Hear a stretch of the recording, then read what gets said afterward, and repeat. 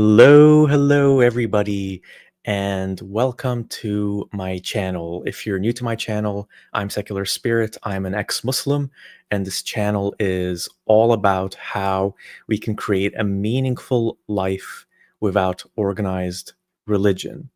And as part of doing that, I have been doing call-ins for ex-Muslims during Ramadan for now 4 years in a row. And last week's call-in was such a huge success. You can actually find the link for that one in the video description below. That by popular demand, I decided to do a second call-in for today. So thank you everyone for tuning in to that. And if you are an ex-Muslim and you do want to call in, you will find the link to get into StreamYard, which is what we're using for callers, in the live chat. It's pinned, so you can just click that and then you'll come in, and I do have a moderator and screener who will ask you a couple of questions before getting you on. So feel free to click that link and get in, and hopefully I'll have enough time to get to everyone, because last week there were so many callers that we just didn't have the chance to. So I also put a call out to anyone who did call in last week and didn't have enough time to share everything that maybe they wanted to share, to come back again, and I'm happy to talk to them as well. So yeah, with that out of the way, I also wanted to mention a couple of things for you tuning in live. So first thing is, there is a poll question for everyone, and you'll see that also pinned in the live chat. And the question is fasting during Ramadan healthy or harmful? So speaking as a former Muslim myself, I heard my whole childhood that fasting was actually really healthy for you. It's good for you. It helps you lose weight. Of course, in practice, what I found was that a lot of people ended up gaining weight during Ramadan, and the consensus is kind of all over the place on that question. So I just wanted to ask all of you as well. So you can say fasting during Ramadan is healthy, or it's harmful, or it depends on the person.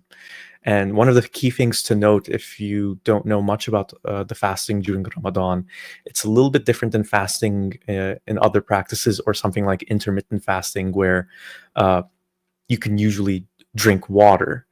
In Islam, during Ramadan, when you're fasting between sunrise and sunset, you are not permitted to drink water. So that kind of changes things a little bit. So yeah, feel free to vote there, and I'll check in on that poll question to see how it's doing every now and then. And just a reminder as well, the link to call in is also pinned in the live chat. Good to see a couple of familiar faces as always. Gerwalk is here. Hi, Garwalk. And Adam Z Sister is also here as well. I'll see what I can do about making you a mod. Veiled Rose is here. Thank you so much, Veiled Rose. And we do have a couple of people all good to go in the live, in the waiting room, actually. So I recognize two of the names. There's unHappySubstance and Green. unHappySubstance was on last week. So interesting thing about unHappySubstance is she is an ex-Muslim from Africa, from Senegal, and it was really interesting hearing her perspective, because it's really rare to hear the perspective of an ex-Muslim from an African background on YouTube anyway. So I will get to you shortly on unHappySubstance, but I also see Green. So Green, you just missed the cut last time, and I apologize for that, but I'm really glad that you were able to come again. And so I'll start with you in a moment. The last thing I wanted to mention is there's also a super chat goal in the live chat. So I haven't done this before, but we'll see how it goes. So if the goal is met for the super chat, and I think it expires in half an hour, I probably should have made it a bit longer, but we'll see how it goes. I will donate to Faithless Hijabi, which is an ex-Muslim support group. And one of the things they do that's really, really important is they offer a mental health program with counseling. And I've left a link for them in the video description.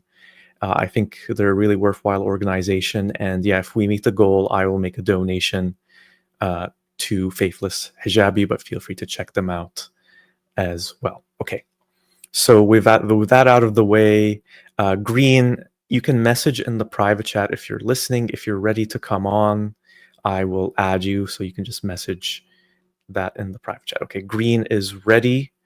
So, okay, Green, I'll have you on first, and then unHappySubstance, because we already discussed you coming on, and then we also have a third caller, and then third caller, Yusuf, you will be next in the call-in list. Okay, all right, let's add Green. Hello, can you hear me? I can hear you. How's it going, Green? Going good. How you doing? I'm doing very well. Is it okay if I call you Green? Yeah, that's cool. Okay. Okay, awesome. And yeah, I just wanted to say thank you again for understanding why I couldn't get to you last week. Unfortunately, just didn't have the time to keep going. But I'm really really happy you managed to find the time to come on this week. Oh, no problem.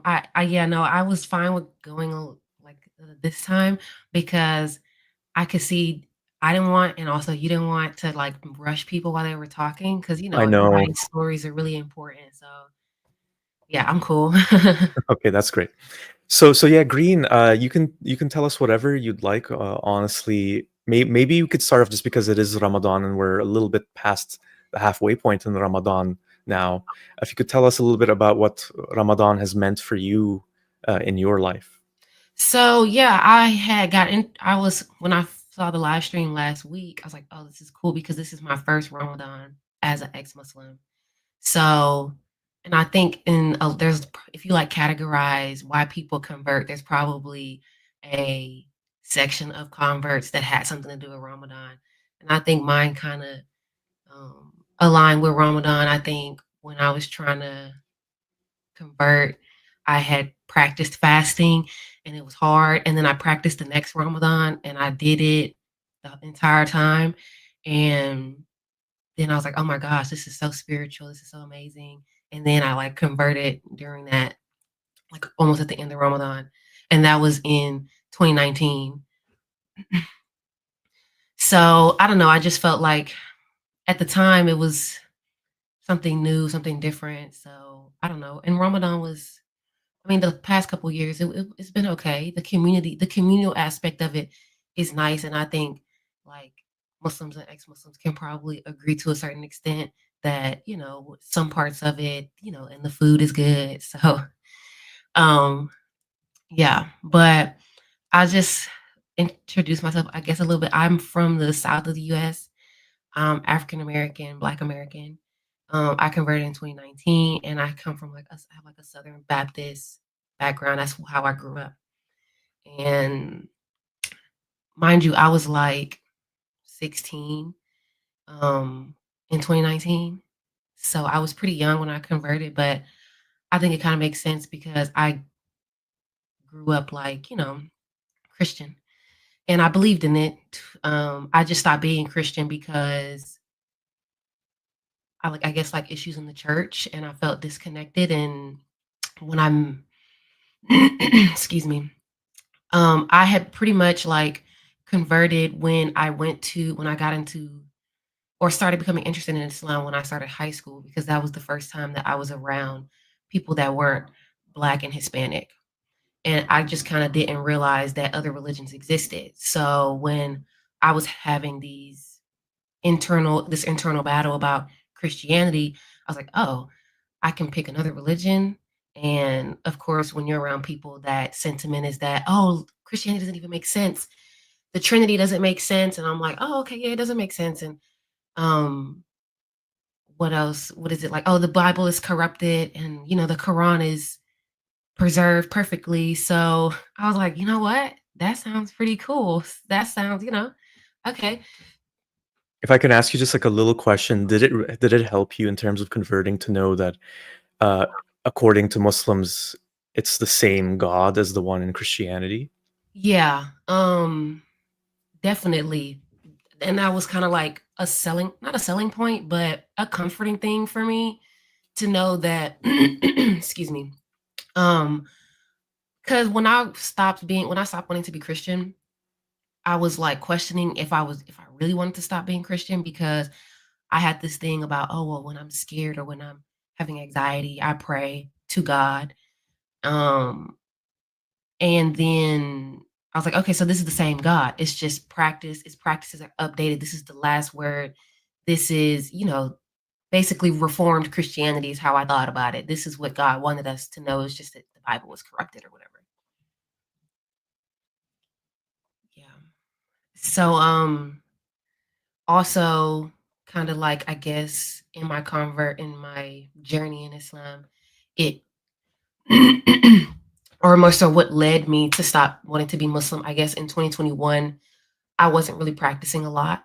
And I think I almost became a Quranist and like I was like wanting to reject the hadiths because that was really, I think a lot of people go that way whenever they're having like this battle with Islam.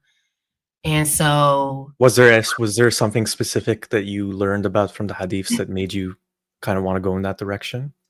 um, there were like, okay, let me think about the first one that I saw. I think there was a hadith about the prophet kissing a little boy in the mouth or something. And I was like, that's that's terrible. What? And I was like, that's disgusting. Um, but in my head, I decided to keep so I was gonna start, let me see if there's like a better way to put this. I had I started college in 2020. I live in a city where there's a pretty decent Muslim population. It's a major city. And so when I went to college, there was the MSA. And but it was still online. So I wasn't really feeling connected. And then in 2021, who I was living with, my grandmother, she had passed away. So I felt like if that hadn't or like if things had went differently, I probably would have left Islam. But 2021 comes around, there's this new community. We're seeing each other in person. My grandmother passed away. And then I felt like I needed like a community. Um, and but I just kind of pushed the problems that I had with hadiths out of my head and thought that no, I stopped being Christian because I don't like when Christians cherry pick their religion. So I can't cherry pick. And I was like, obviously, if there's a hadith that is saying something negative about the prophet, it's not authentic. They're It just can't it can't be real, right? no, Or there's something wrong. it can't be real. So um, and then shortly after that, a few months later, school starts. It's August, and my friend who she's like a Dawa warrior. Like I can hardly stand to be around her to be honest because she collects she collects shahadas like Pokemon. Like she could always get somebody to convert. And at the time, it was very admirable. I was like, wow, she's spreading the message of Islam. But she came to me and was like, I got married last year, and my husband has a older brother. So, do you want to get married? Um, Oh, wow. yeah. Um, and Well, how did that make you feel when you first heard that? I felt like she was crazy because my grandmother had just passed away. And I thought this is certainly not the time to make a big decision like this because I lived with my grandmother. I was living with her since I was 13. I was 18 now. I was 18 then. Um or about to turn 19. No, I had just turned 19. So I was kind of like, okay, this is insane. But I had a lot of affection for her. She was very welcoming and very friendly and, just very sweet. Collection, yes. No, for real. She every other week or something, she was sending me like, "Oh, I went to this Dawa event," and would send me a video of her taking somebody's shahada. I was like, "Oh my gosh, how is she doing this?" So, yeah, she asked me if I wanted to get married, and I thought she was crazy, but I went and met the guy anyway. And then after meeting him, I really thought she was crazy because he was short and ugly looking. Was it was it was it awkward? She had kind of, I mean, it was a little awkward. And but she was there, her and her husband, and I knew her husband. Yeah, her husband was there, and I knew her husband, and we like, we all went to the same college. He had graduated by then, the older brother. But when he walked in, I really looked at her like, "Are you really my friend? Like, is this who you think that I should be set up with?" Because not to like brag or anything, but I don't think I'm a bad looking person. And I was like, "I'm a convert. I should be like a hot commodity." You know what I mean? I'm a knowledgeable. I don't know. Like Mm. I was really active in the community. Like I don't know. Like I was just kind of confused. But I said, if she thinks that something is there, then I should explore that. I shouldn't block my blessing, so to speak. If Allah puts this in my path, then who am I as a lowly human to reject this sign? So I went on a little we went on a little double date, met, and I rejected him that same day. I was like, "Thank you for meeting with me. May Allah help you find a spouse." And he kind of was like, "No, I felt like we had a really good conversation." And we did. We had chemistry, so to speak. But anyways, without the long story, we did end up getting married. So for the past so since so I married him at 20 and my divorce was final last week. Oh, wow. Last week. Yeah. But we were Oh, separated. We've been separated for months. Our legal divorce was final last week. Our Islamic divorce, I think our nikah expired sometime last year, like towards the end of the year. Um, but we hadn't been living together since the beginning of 2024. So when I finally um was able to get away from him, I think I started questioning. I was able to openly question it for myself because I had been having some issues with wearing hijab, and I hated it. Not really hate it, but yeah, I didn't like it. It made me feel frumpy and like it was patriarchal. I was like, how come guys aura is only navel to knees and women you could argue that even me speaking is aura. And just like existing in that space. And also too, I'm a outgoing, loud. I'm not loud. I mean, yeah, I'm loud. I talk I t- you know, typical. you're not soft spoken. You're Exactly, yeah. yeah, and it's just not I just didn't feel really agreeable with a lot of the people in my because the most majority of the Muslim community where I live is Desi and Arab. So, I just felt like this clash, and wearing hijab made me feel like I needed to be meek, and I was just never no matter what I did, my personality was never modest enough. And on top of other things, my husband, the reason why we got divorced, my ex-husband, is because he was a real pervert. And that made me start questioning, does Islam teach this? Because he was a hafiz. And I thought, how can somebody that has the entire Quran in their head, Memorized. yeah, and be a pervert, like be a If weirdo? if you don't mind, me asking or sharing, what do you mean he was a pervert? So, okay, not to crap on anybody. If anybody has any addiction, there's help for addiction. 12-step programs do work. Um, but he has a sex addiction. But I think that when you have an addiction like that, of course, there's a line. And I think that he did everything except like he wasn't like a pedo or anything. But thank goodness. But like I remember like 2 weeks after we got married, if somebody ever listens to this, they're gonna know that it's a meme. But if 2 weeks after we got married, something woke me up out of my sleep, and I said I need to check his phone. There were red flags before we got married, but I ignored them because I felt like we were too far gone. Pretty much, I met his parents a few months after we met, and that's like an informal engagement once you meet the parents. And so I just felt like by the time I really wanted to get out, it was too late. We had already put a down payment on a hall. We got vendors and everything. So I think that, it was my conscience really telling me, go check his phone, see if those red flags were still there. If he really I went and I looked in his phone and I found, of course, that he was watching a lot of porn, which I don't see as like terrible. Of course, in my Muslim brain, that was devastating, but it's not terrible if it's I don't know, I still don't like pornography. But, um, it wasn't really that, it was the prostitutes and, like, escorts and, As in he was, seeking them out? yeah, seeking them out, and, of course, I'm scared. I'm like, "Oh my gosh, I need to go to the doctor and get checked out," and stuff like that. And, just messaging women, trying to, buying videos from women and, stuff like that. And also I found he had like an archive of every woman that he's ever had sex with. If he managed to record it, he had it on his phone, like in a secret little file or, like a separate Google account. And so I had found it, hacked into it, and saw everything, and just kind of was like looking like, oh my gosh, my marriage is over. This is 2 weeks after we got married. We can't even be newlyweds, really. So it was a long battle. We did the therapies and everything, but we eventually decided to I eventually decided to get a divorce.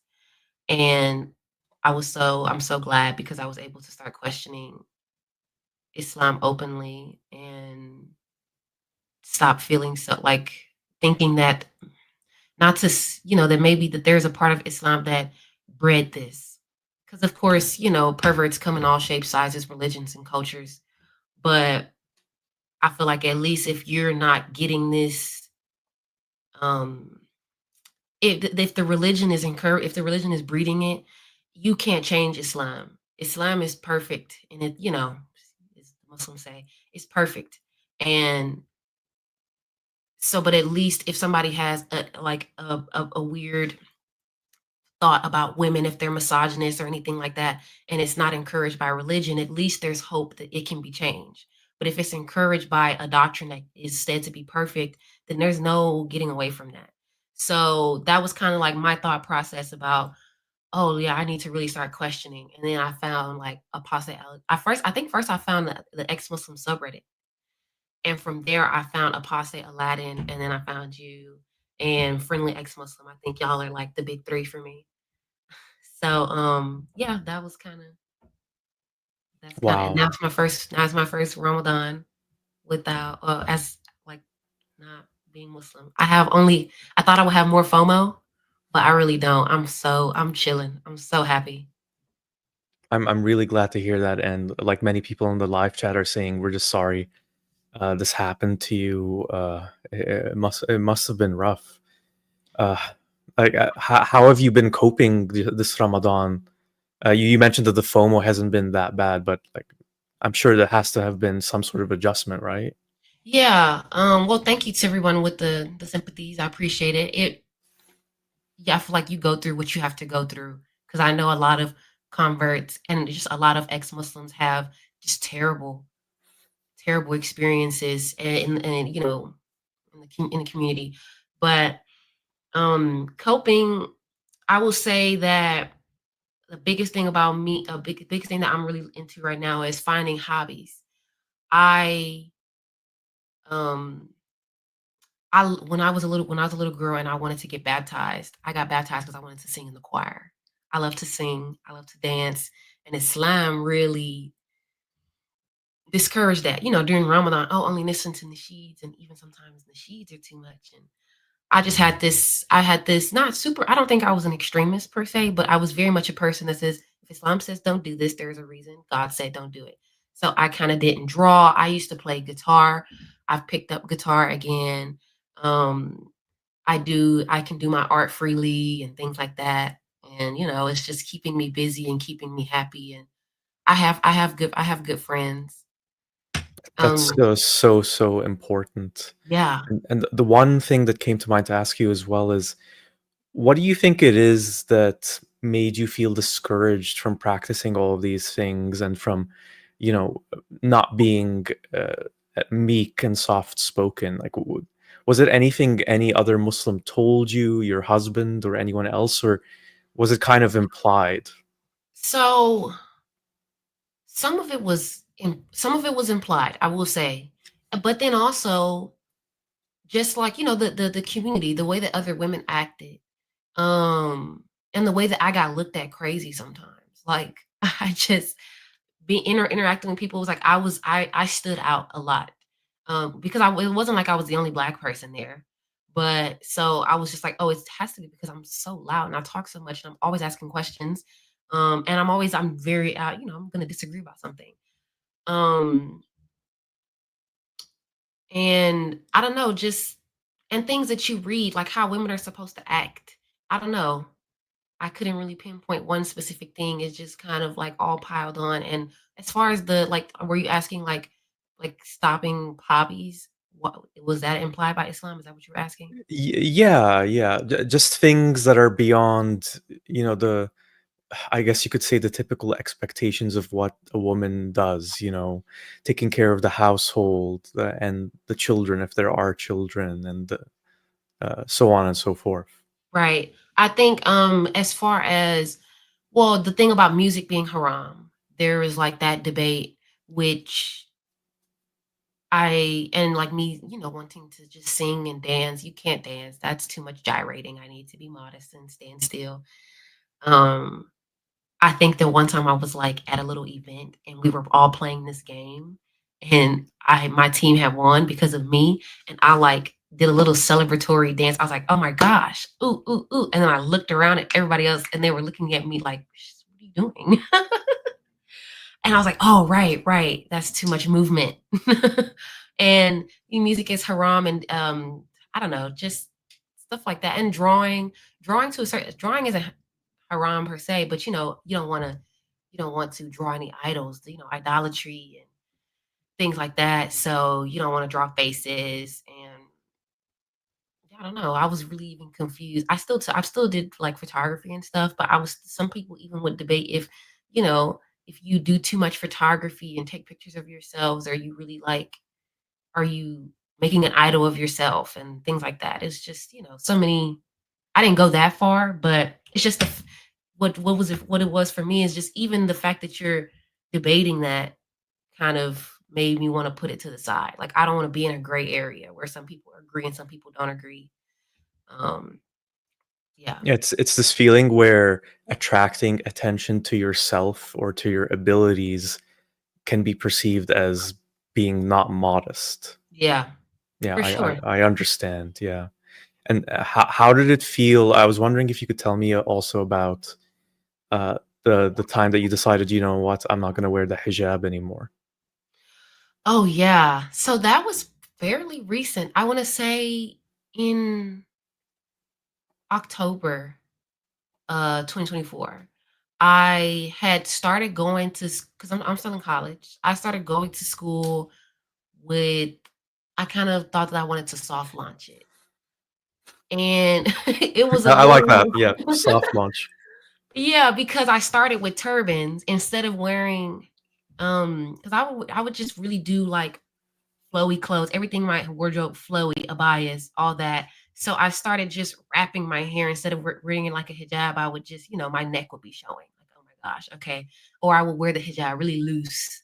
And then eventually I said, I really don't care about this, and just and just showed up to class one day without it on. If I was around Muslim people, I would wear it. But then I started distancing myself with Muslim people from Muslim people. So it didn't really matter. And then I started posting on my social media after that, where I knew I had Muslim people following me and I kind of didn't care. A hang up about it though was actually at my school. My ex husband's older sister is the receptionist. And so I would have to walk by her every now and again coming to school, and I could just feel the daggers like, oh, she's probably gonna go back and say something to somebody. And I figured out, and I just told myself, she probably already has done it. So who cares? Everybody knows that I don't wear hijab anymore. So it's no point in me even trying to hide it. I should just take it off because I don't want to wear this thing anymore. And once I started posting on social media, a few people reached out to me who don't really even talk to me and were like, "Are you doing okay? How's everything going?" And I was just like, "Y'all knew y'all had this weirdo in the community and y'all let me marry him." And nobody said anything because once I started coming out about things, people knew, at least not knew, but had reason enough to warn me about him and didn't say Like anything. they weren't fully surprised to learn those Exactly. things about They him. weren't fully surprised. And there is a thing about it where the Hafiz is usually what people would call the whore of the community. Usually the guys that have the Quran memorized are the biggest sinners. I didn't know that, but somebody could have told me. Maybe because they're the ones that feel like the biggest needs to compensate for Yeah. the bad things that they're doing. Exactly, exactly, Oh wow. exactly. So, because it's like that in Christianity too. In the Christian community, the most, the pastors are the ones that are cheating on their wives and things like that. So it wasn't surprising. I just thought, oh, this community is different.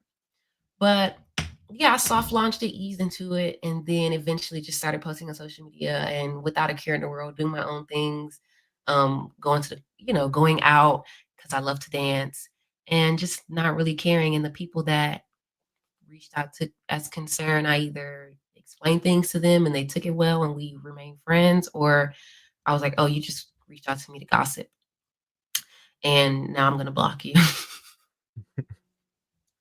And So and where do you stand today?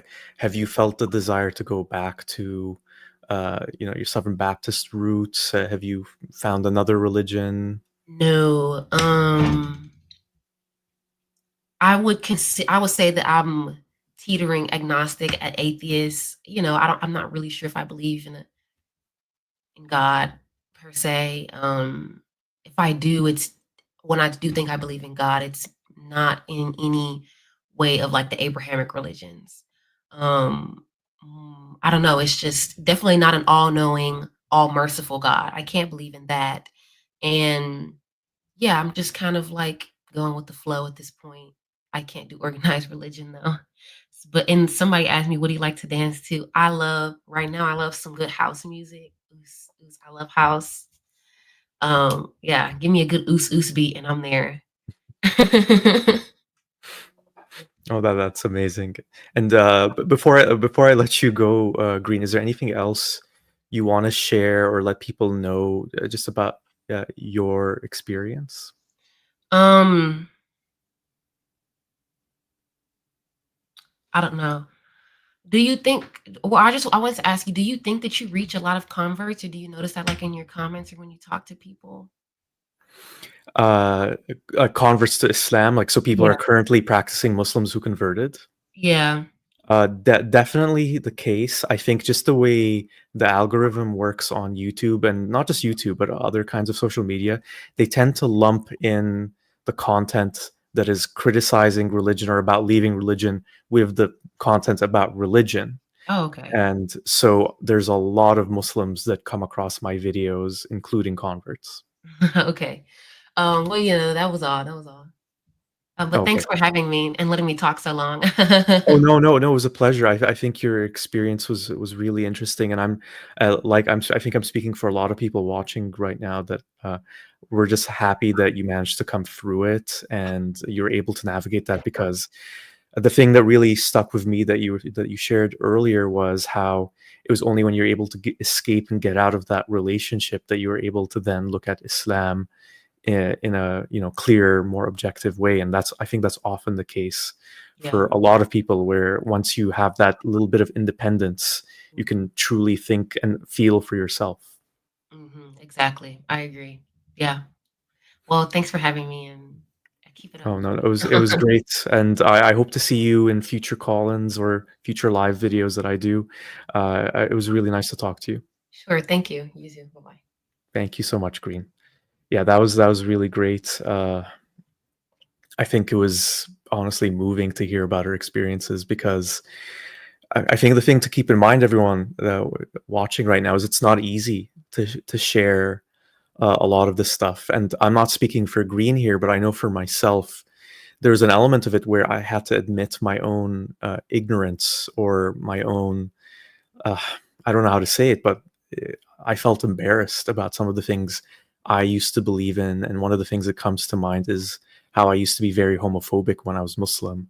And looking back at that now, it just feels mortifying and horrible that I used to believe certain things like that. And so I just want to applaud Green for being able to talk like this and having the courage to do so. And yeah, I'm really happy that Green came back after missing out on last week. And as Veiled Rose says, thank you so much for sharing your story with us. It's so important to hear your story, especially for other survivors. And I second that. So we do have two other callers who are waiting. unHappySubstance, who was on last week, you're next. Before I get to you, I'm just going to update you on how the poll question is going. So everyone watching right now, you can still vote for that poll question. So the question is fasting during Ramadan healthy or harmful? You can say it's healthy or harmful, or it depends on the person. And 65% say it is harmful. You can still vote in that. And you can also call in if you'd like. The link to do so is pinned in the live chat. You could just click, and then I have a screener who's ready to ask a couple questions before getting you on live with me. And last but not least, so I did start a new super chat because we didn't meet the goal for the first one. This is a new thing I'm trying just to see what would happen, basically. So if we get 5 super chats, I will donate to Faithless Hijabi, which is an ex-Muslim support group. They have an excellent mental health program that offers counseling services for ex-Muslims dealing with the emotional, psychological issues that often come with leaving Islam. So you can donate to that there, and then I will donate as well. But feel free to donate yourself individually if you would like, and the link for that is in the live chat too. Okay, great. With that out of the way, unHappySubstance, if you are ready and listening, just let me know in the private chat and I'll put you in. And Yusuf, thank you so much for your patience. We have Yusuf as well from Singapore. Yusuf, I'll have you join next. Again, appreciate your patience. And all right, unHappySubstance is ready, and I'm adding you in 3, 2, 1. Hi, how's it going? Hello, welcome back. Thank you for having me. Oh no, it's really great to have you again. And just in case you didn't know, so we got a tremendous feedback from the Really? call-in last week, and you know what? I decided that it would be interesting to just post your interview or our conversation separately as a standalone video, because I think, well, for a lot of people, they can't watch a 2-hour video, but also because I think yours really stood out just in terms of the uniqueness of your perspective. And since posting it, I think I posted it either yesterday or the day before, it has 1,500 views. So Oh, wow. clearly it is resonating with a lot of people. Well, I'm very And happy to hear that. yeah, and that's why I'm also glad that you came back, because I felt like there were a lot of questions I wanted to ask you that I didn't get around to asking you. And I'd love to do that now. Of course. Yeah, and one of the things that kind of stuck in my mind is just like in my own personal life. So one of my good friends is Senegalese. Oh, wow. And here in Canada where I live, and basically he's no longer a practicing Muslim, but he still Wait, believes there's a God. I think I saw the video. Did you guys do a live like a long time ago? Me and him? Yeah, I feel like I saw a video. Okay, No, with him. it wasn't. It might have been someone else, but I think Okay. I've talked about him at least, Yeah. briefly in the past. So I don't tell him I do this channel. I don't tell him. He knows I left Islam and I'm not. I don't believe in it, and I'm an atheist. Oh, But beyond that, no. And listening to you just made me reflect on how I just felt so sad how, even though we're friends and I see him, at least once a week, I can never tell him my true feeling, my full that's true very feelings sad. about Islam, Mhm. or how I even had a conversation with someone like you, because Yeah. my fear is he wouldn't understand, Yeah, that's very sad, unfortunately. But it made me think about how it must be a lot worse for you, because that's your background and people Oh, from yeah. your culture. Oh, for sure. It is way harder, and that's why I just value you guys' content so much. You guys really make it very easy. I mean, easier for me to have a community and be around people that, you know, think the same way that I do and that I can communicate with freely. Yeah, the Senegalese people are definitely, what's funny? They're very laid back when it comes to religion, but at the same time, um, they're very attached to their religion. It's really weird. Yeah, so thank you so much for doing all of this. Thank you again for coming on. And you actually segued well to something I wanted to talk to you about. So, as you were mentioning, people from Senegal and other countries, Muslim countries in Africa, I think, are attached to it, even if they might not practice it anymore. Yeah. And I wanted to hear your opinion on it because Hmm. when you go down to the roots of it, Islam is the religion of a completely different geographic location, completely Exactly. different language, a completely different culture. Hmm. How did that make you feel as when you were still a practicing Muslim, that this is a thing that's in another language? Yeah. I know you speak three languages, but it's from a fourth one that you don't know. Um, yeah, I was just curious to hear your thoughts about that. Oh yeah, of course. I remember when I was a child and I was our Quranic teacher would come every Sunday and Wednesday. He used to make us memorize the Quran, and it's in Arabic. So obviously, I didn't understand anything, and I used to ask him, "What does this mean?" Like I remember always asking him, "What does this mean?" Because I was so frustrated to just memorize a lot of things that I had no idea what it was saying. And he also got frustrated because he was like, just memorize and then we'll talk about it later. So I want to say 90% of the time it was just us memorizing the Quran, not understanding what the Quran was actually saying. So you It just was memorize it phonetically, yeah, just essentially? when Okay. we were also able to read it, but I didn't understand anything that I was saying at all. Oh, Like so it's when I you could came, understand the letters. yeah, I could read. Okay. I think I still can read. It's been a while, but yeah, it's when I came to the United States and I was bored and alone that I started actually reading the Quran, where I actually understood what I was talking about. Yeah. And when I say Senegalese people are attached to their religion, it's like they pick and choose. They very much pick and choose what they want to about the religion, anything. For example, they would mix culture and religion. There is like a pretty big caste system in Senegal where, it's like based on your social status or also what your ancestor did as job back then. And some parents would not let their kids marry another person who is from a lower caste, even though that's not allowed in the religion. And like I said, they won't pray, but they would always celebrate Eid, and they will also talk about God too. And they always say, it's whatever is in your heart is the important thing. You don't need to pray or something like that. A lot of people have that mentality. They're also very because of Islam, they're very homophobic. I think Senegal is the most homophobic country in Africa, at least West Africa, from what I know. It's crazy. Like people there actually risk their life if they are in the LGBTQ community.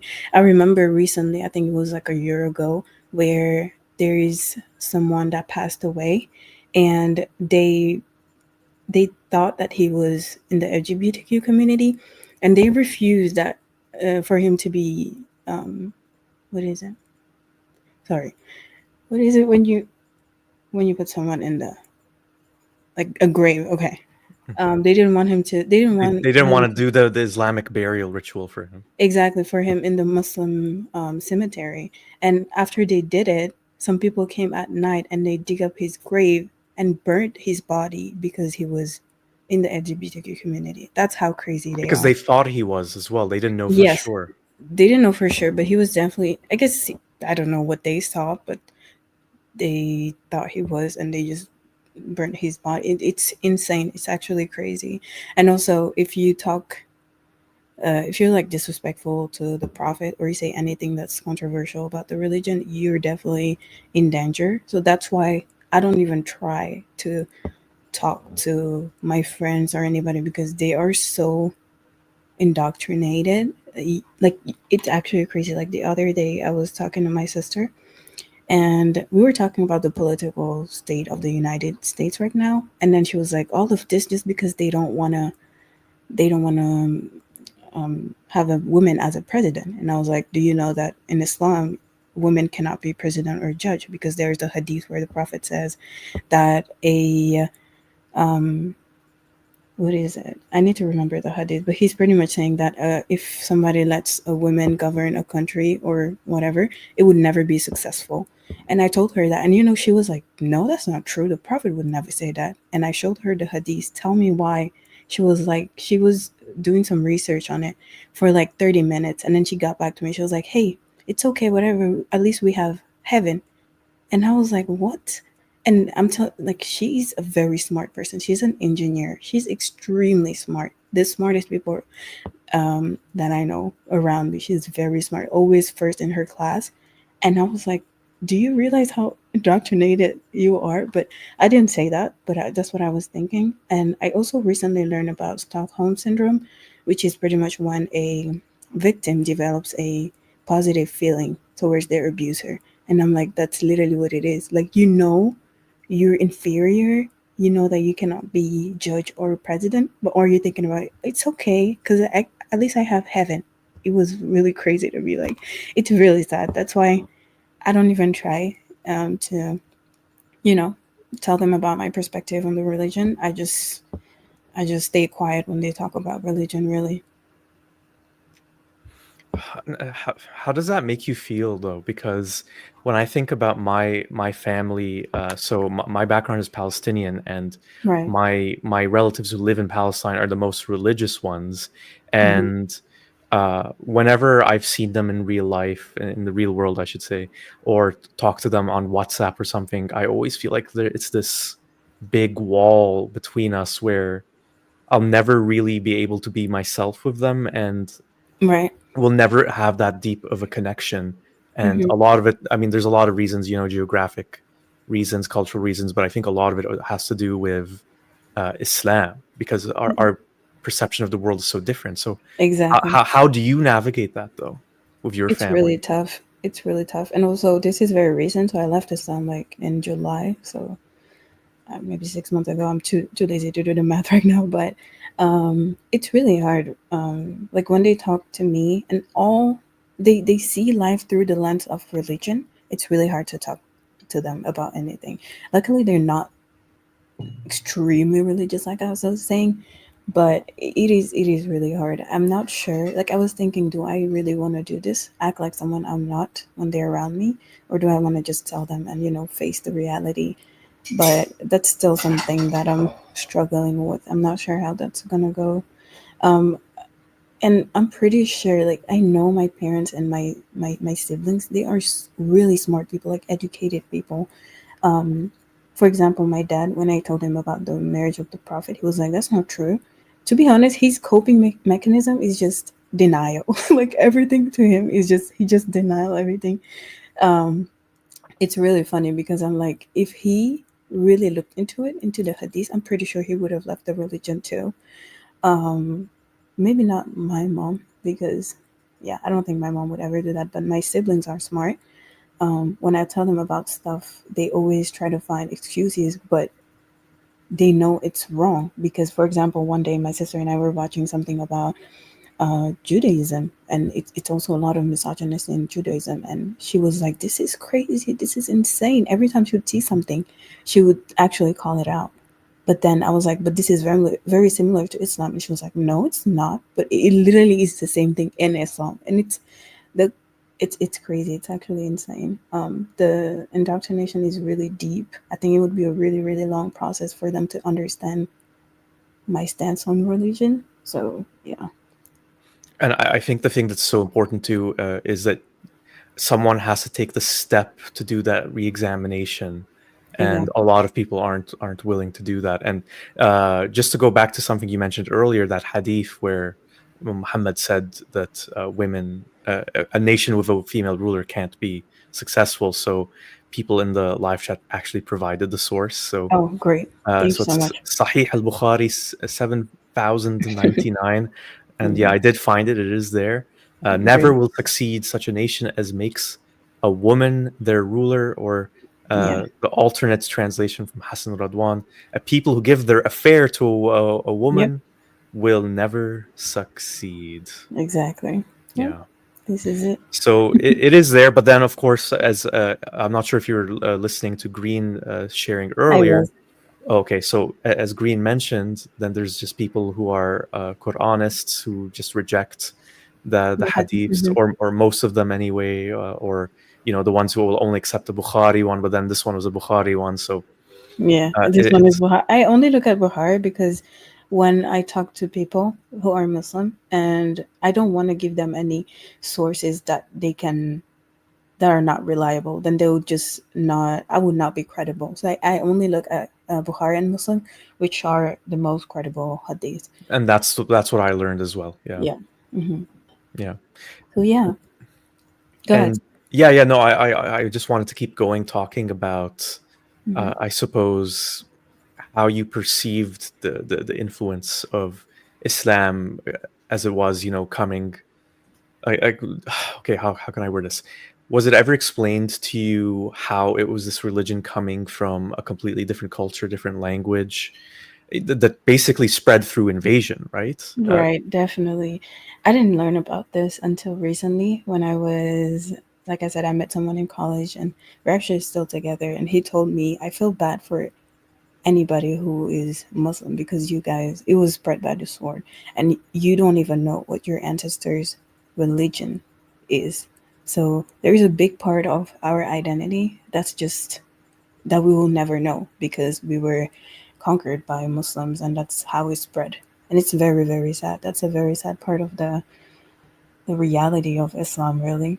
But they don't understand that. To them, it's like they were the lucky people, the chosen people who got to be Muslim out of the whole world. You know? That's what makes it so effective, I guess. And Yeah. you really see that phenomenon in a lot of African countries with Christianity too, where Yes. the missionaries came in and tried to convert people to Christianity, and again presented it as this, you're lucky, you're one of the saved ones. And Exactly. I think you mentioned in the last call that about 5% of Senegal's population is Christian. Christian. So Yes. did you ever look into what the religions or spiritual practices were of the people who lived in that area before Islam and Christianity came around? I think it was like paganism, really, because it we can still feel in our culture. They still do a lot of like black magic kind of weird things, and I think that comes from our ancestors. I'm pretty sure it's paganism. I don't think they believed in any monotheistic religion, really. And I actually wrote down some point that I wanted to cover. Um, I want to talk Please. about how um, indoctrinated we are from a very, very, very young age. It started super early. So for girls, usually they would learn Quran at home, but the boys usually around summer, like during summer vacation, they would go to a madrasa and actually sleep there for 3 months. But they would learn the Quran. That's how they memorize it. So from a very young age, my Quranic teacher was teaching me about hell, and I was extremely scared. Um, I don't know if you guys watched Hassan. It was like a very scary movie, talking pretty much going through the whole process of dying to Barzakh to going to hell. It was so scary, and I watched it. My parents let all of us watch it. I was probably 5 years old, and I remember screaming and crying after that, asking my cousin to teach me how to pray. Like right there, I was like, please teach me how to pray right now because I don't want to go to hell. And as a 5 year old, after that, it was like endless sleepless nights where I was just thinking about hell and dying. It actually gave me a lot of anxiety, and I think that's what made me a little more religious than my siblings because I think that actually traumatized me.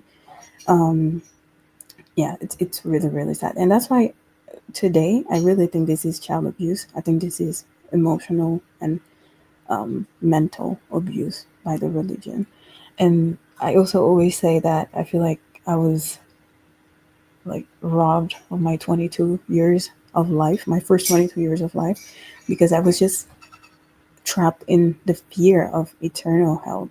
Um, I believe in a world that doesn't even exist to me. Like obviously now that I don't believe in Islam, I don't believe in afterlife anymore, and that makes it even more special because I leave life because I know it's not gonna come again, and um, it's just this life and nothing else, pretty much. And I enjoy spending time with my loved ones and not try to be upset or just have good times in my life right now. So yeah, and I'm also very happy that I took the hijab off because yeah, it was really hiding a whole part of my personality. So many different things that I wish I wore or I did when I was younger that I didn't do because of my faith.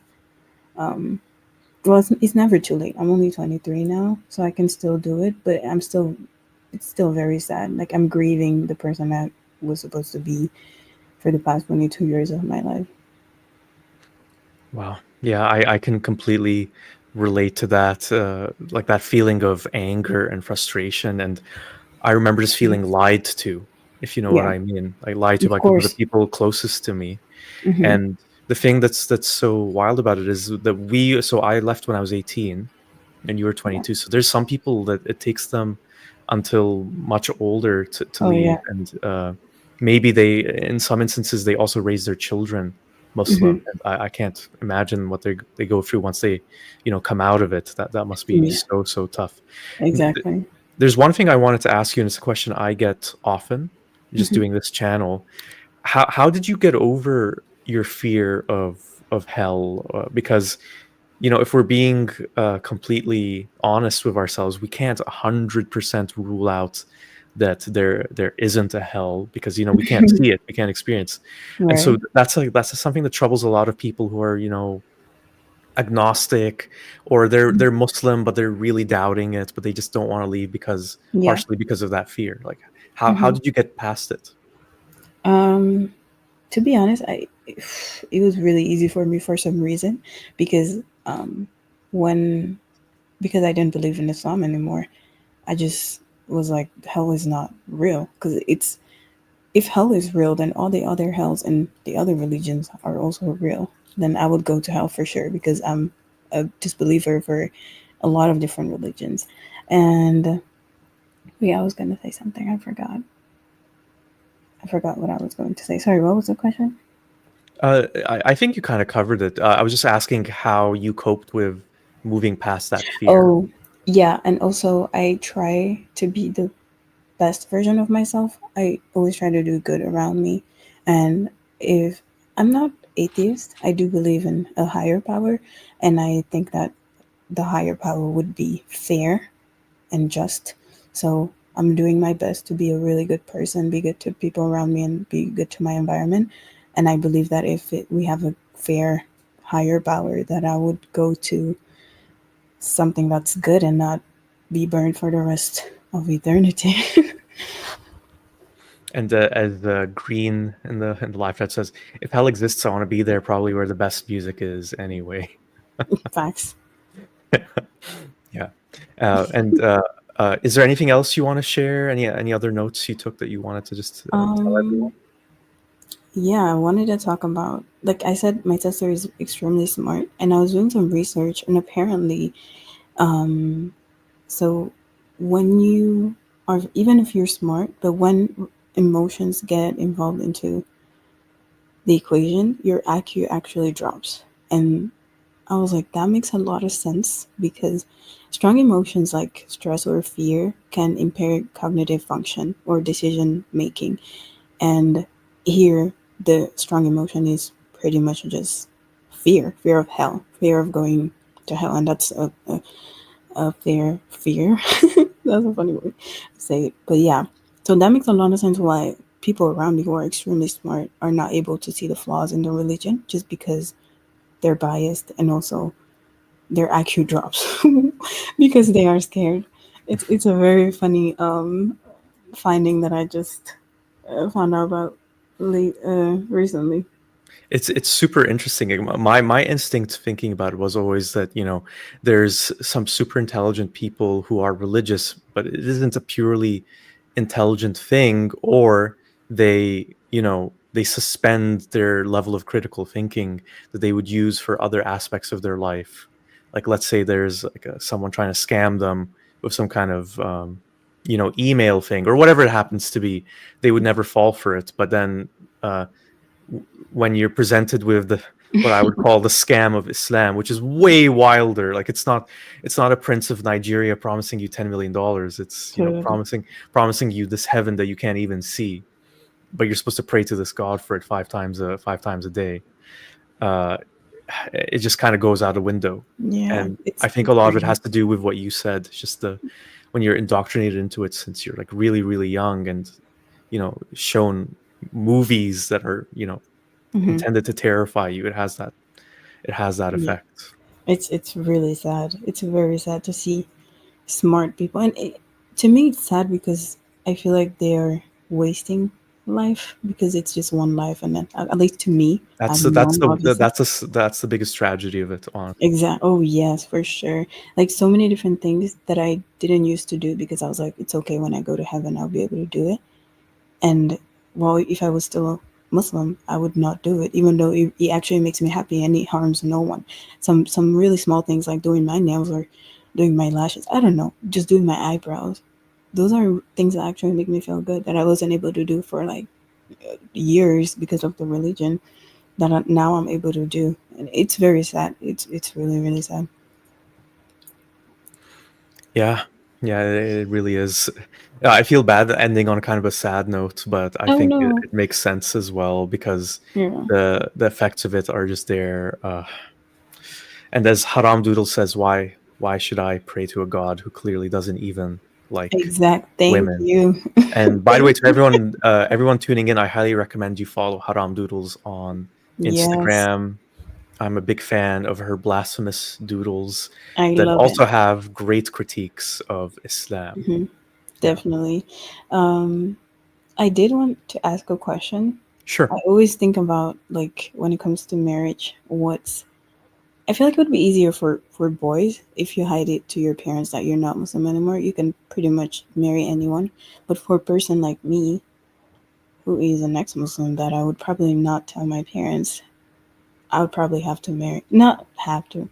No, actually. But it would be a tough situation to, you know, Yeah, marry someone who is not Muslim.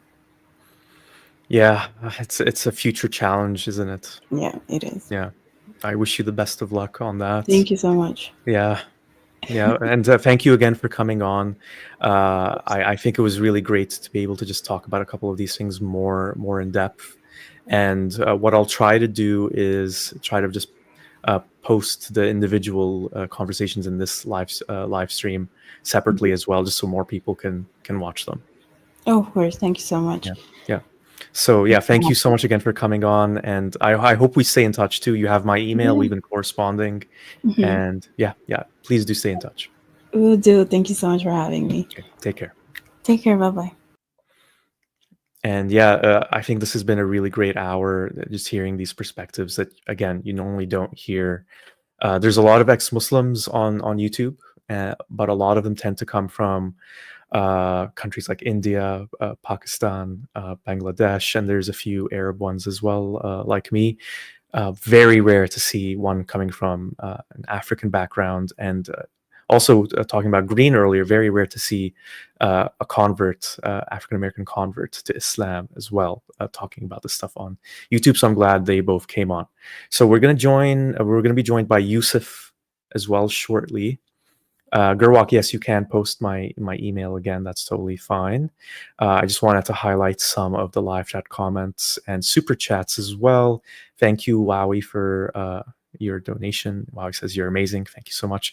I love the cat in your avatar there. Thank you as well, Veiled Rose, for your support, and also from General Skeptic, who says, regarding the poll question on Ramadan, which everyone tuning in can still vote for, it's in the live chat. General Skeptic says, I think it largely depends on the person, but a lot of people gain weight during Ramadan because of the type of food and the eating time. I think what it is there's an aspect of it too where if I can definitely relate to this myself. If you've been hungry and just like waiting to eat all day, it's really difficult to resist the urge to overeat more than you need to, just because you've been craving for a long time. And I think that's what ends up happening. People end up eating more calories in a 24-hour time period, even if they've been fasting for most of that day. And wow, we also made a second donation. Thank you so much for that.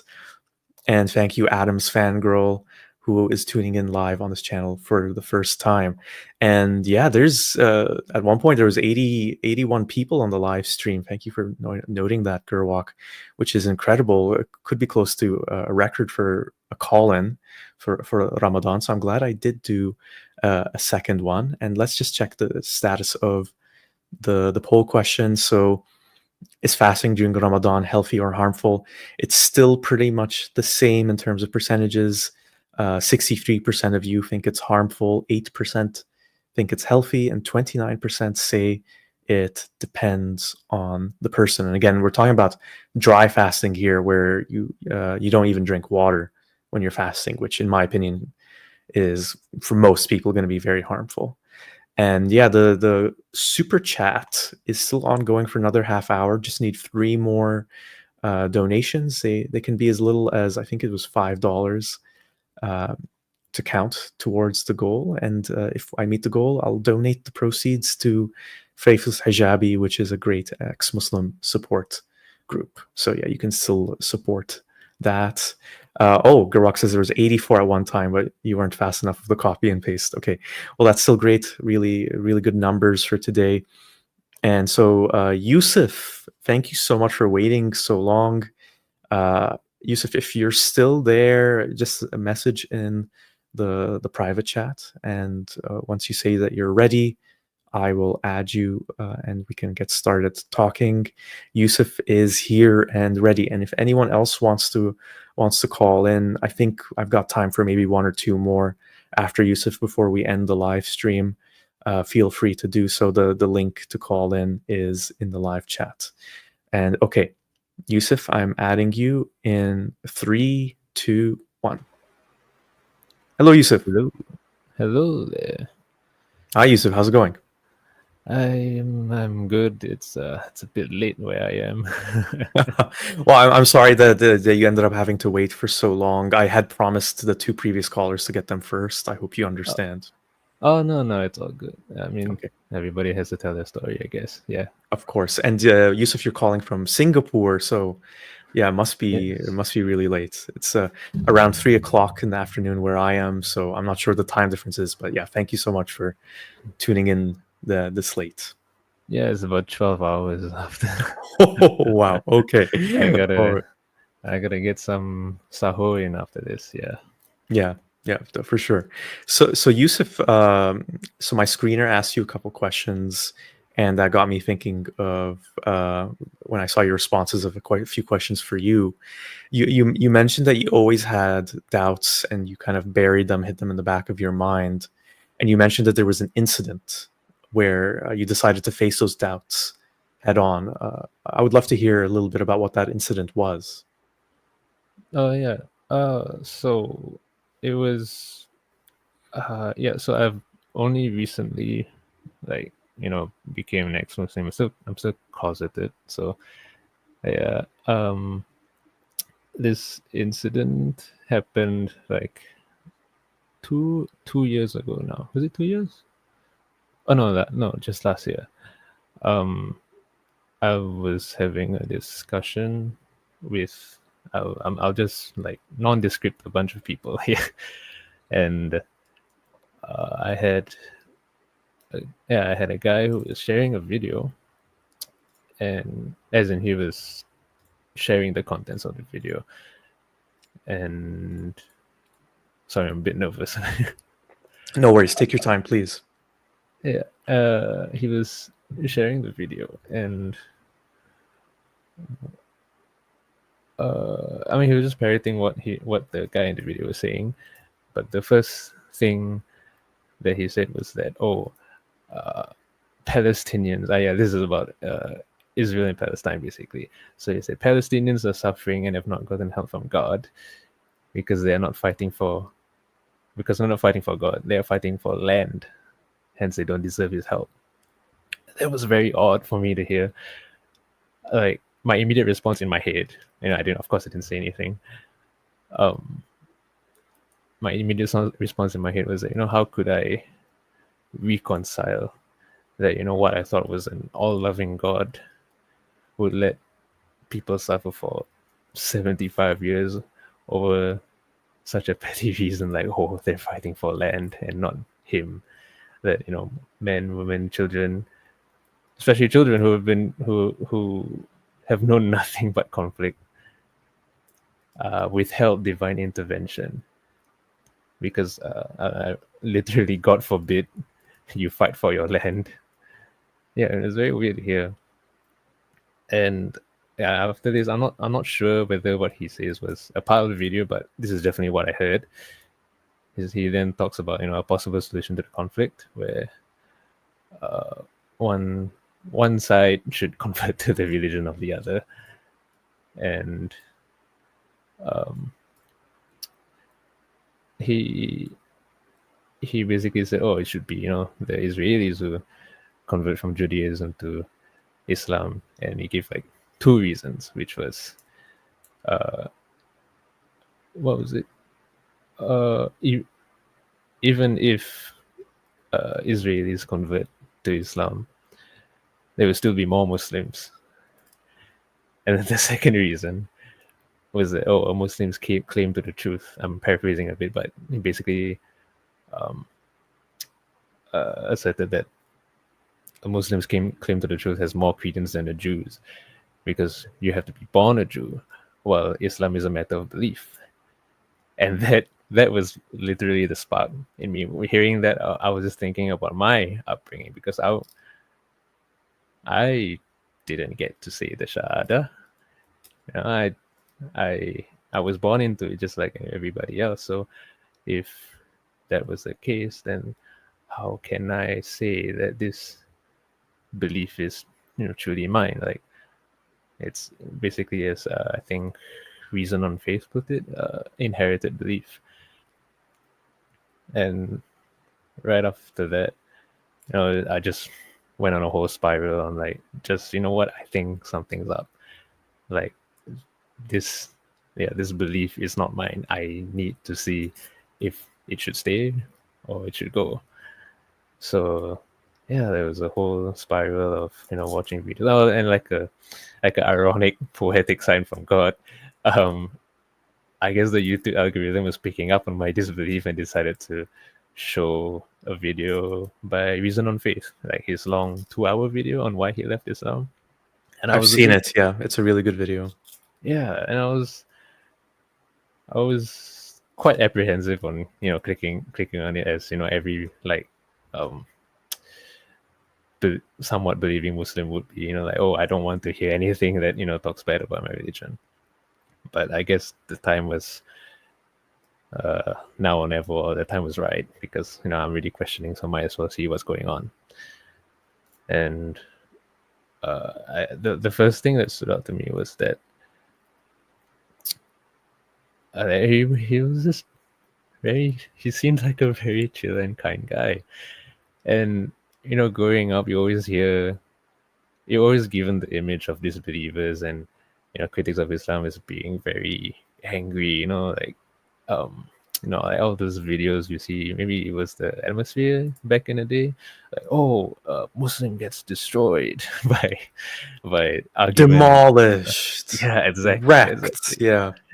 So it gave me a overly antagonistic image of what criticism of Islam was.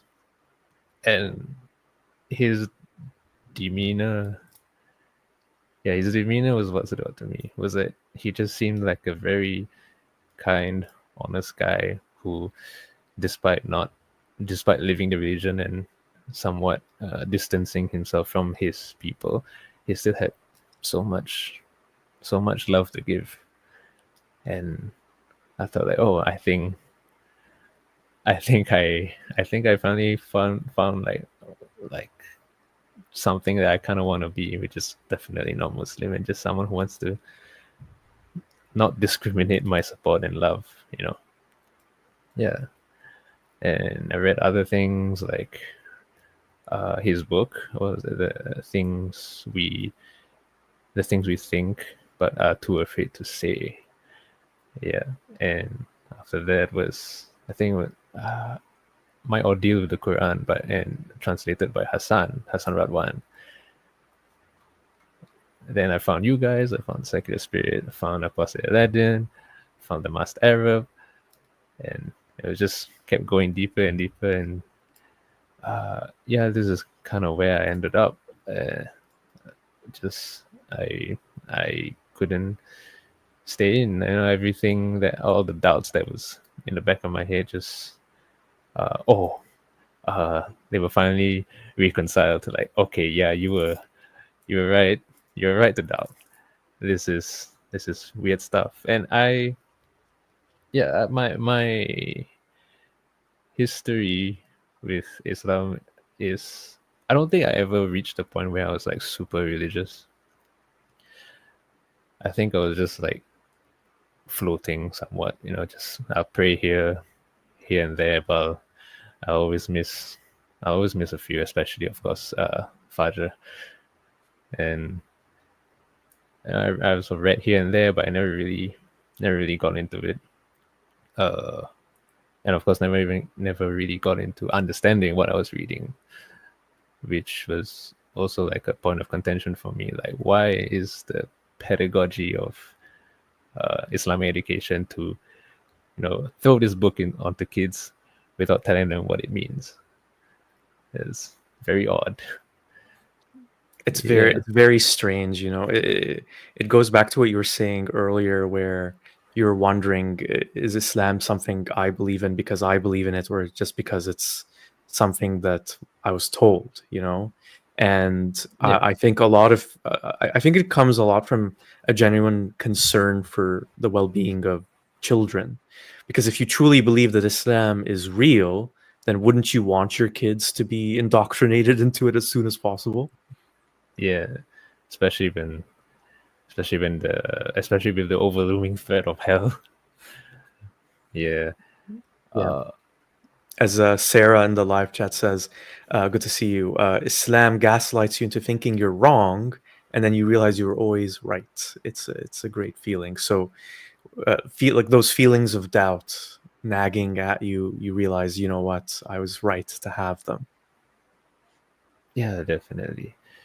And yeah, I don't know, I just think back to, like, I had a really weird experience when I was younger.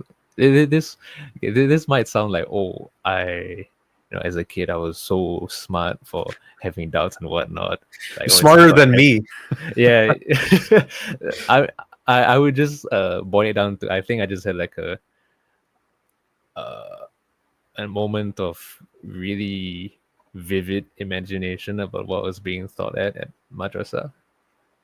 Like, the idea of heaven, basically. I remember when I was a boy, I was like a single digit age boy, and I was just thinking in my bed at night about what heaven would be like.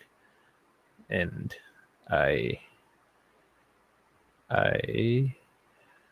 was just thinking, like, oh, we're gonna live and do stuff, and then do stuff, and then do stuff, and then do stuff, and just it just keeps going. And for some reason, that scared me. Like, oh, it sounds tiring. That sounded really tiring to me. And then I got up, I started crying. I went up to my parents' door, knocked in the middle of the night. Thankfully, somehow my mom woke up, and she asked me what's wrong, and I was just crying. And I, paraphrasing from memory, what I said, I basically say, I don't want to live forever. Just while crying, I don't want to live forever. And I do remember her laughing, like, oh, oh, my child thinks that God is not good, haha, like, What do you yeah. think it was that kind of overwhelmed you about that idea of living forever? I mean, I guess I think it just sounded really tiring. I don't think I ever got into the details of like what I was doing. It's just the idea of, immortality seemed a bit tiring. But of course, then they tell you like, oh, God will make it such that you can take Exactly. like yeah. But then begs the question, like, then am I truly myself? Like, you have to take out a part of me to end to stay sane. Yeah, it's a bit odd. Yeah, Bruce in the live chat says the concept of heaven always bamboozled me. What even would I do in eternity when my ethereal soul has no bodily needs anymore?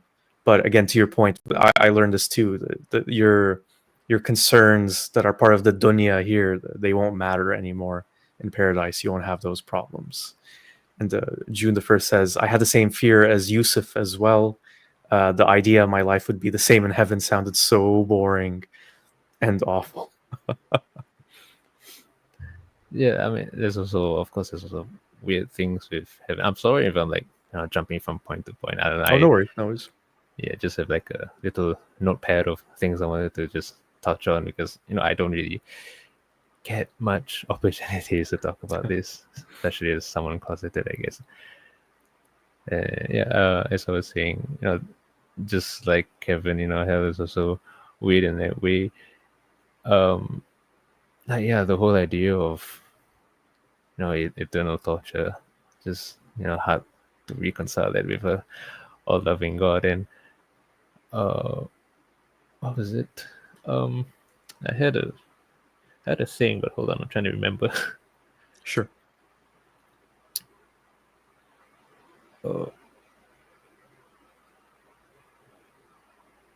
I think I lost it.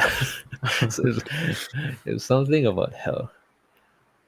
I mean, there's lots of things to talk about hell, but there was one thing that I think it just slipped off my mind. No worries.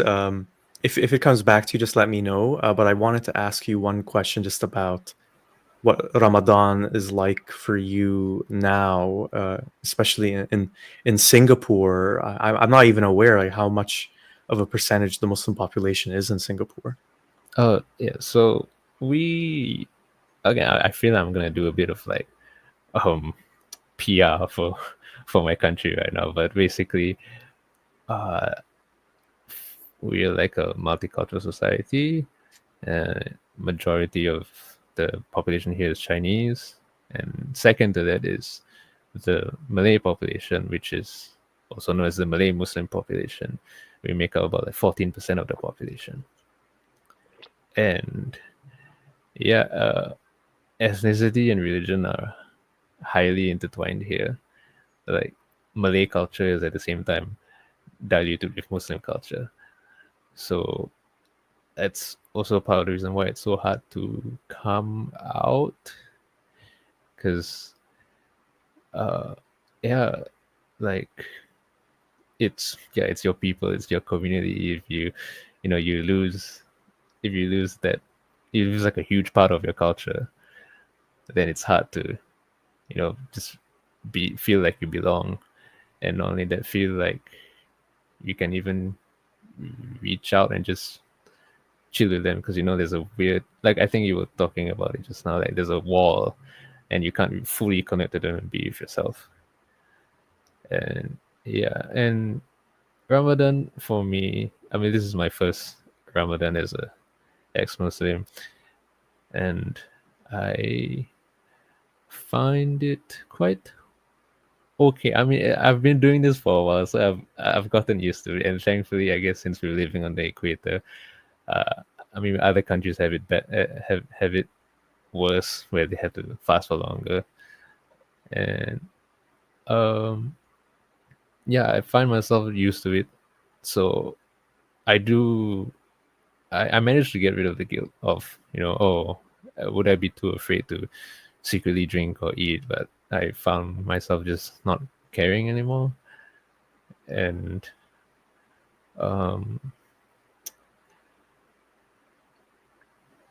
I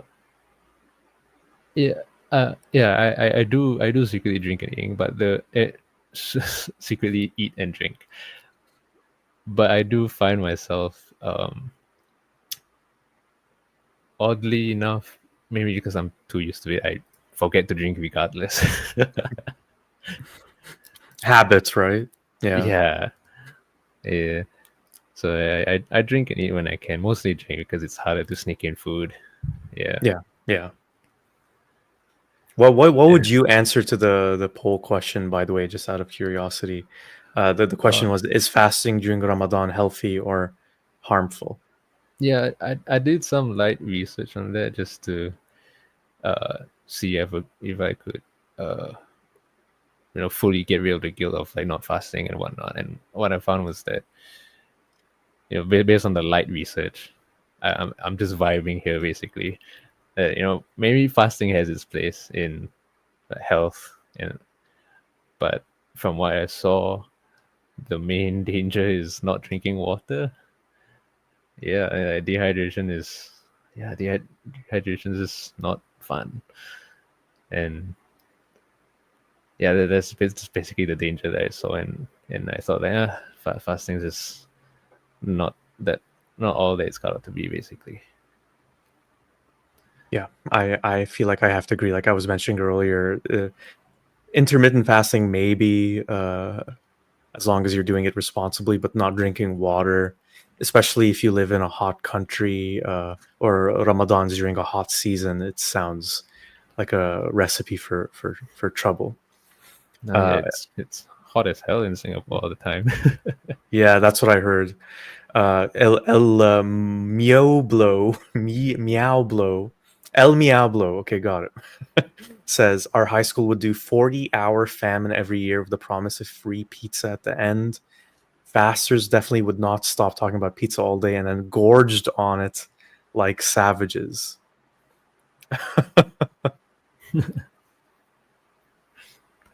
Oh, I think I just remembered the hell thing I wanted to talk about. Oh, great. It was basically about the kinds of people who are going to hell, because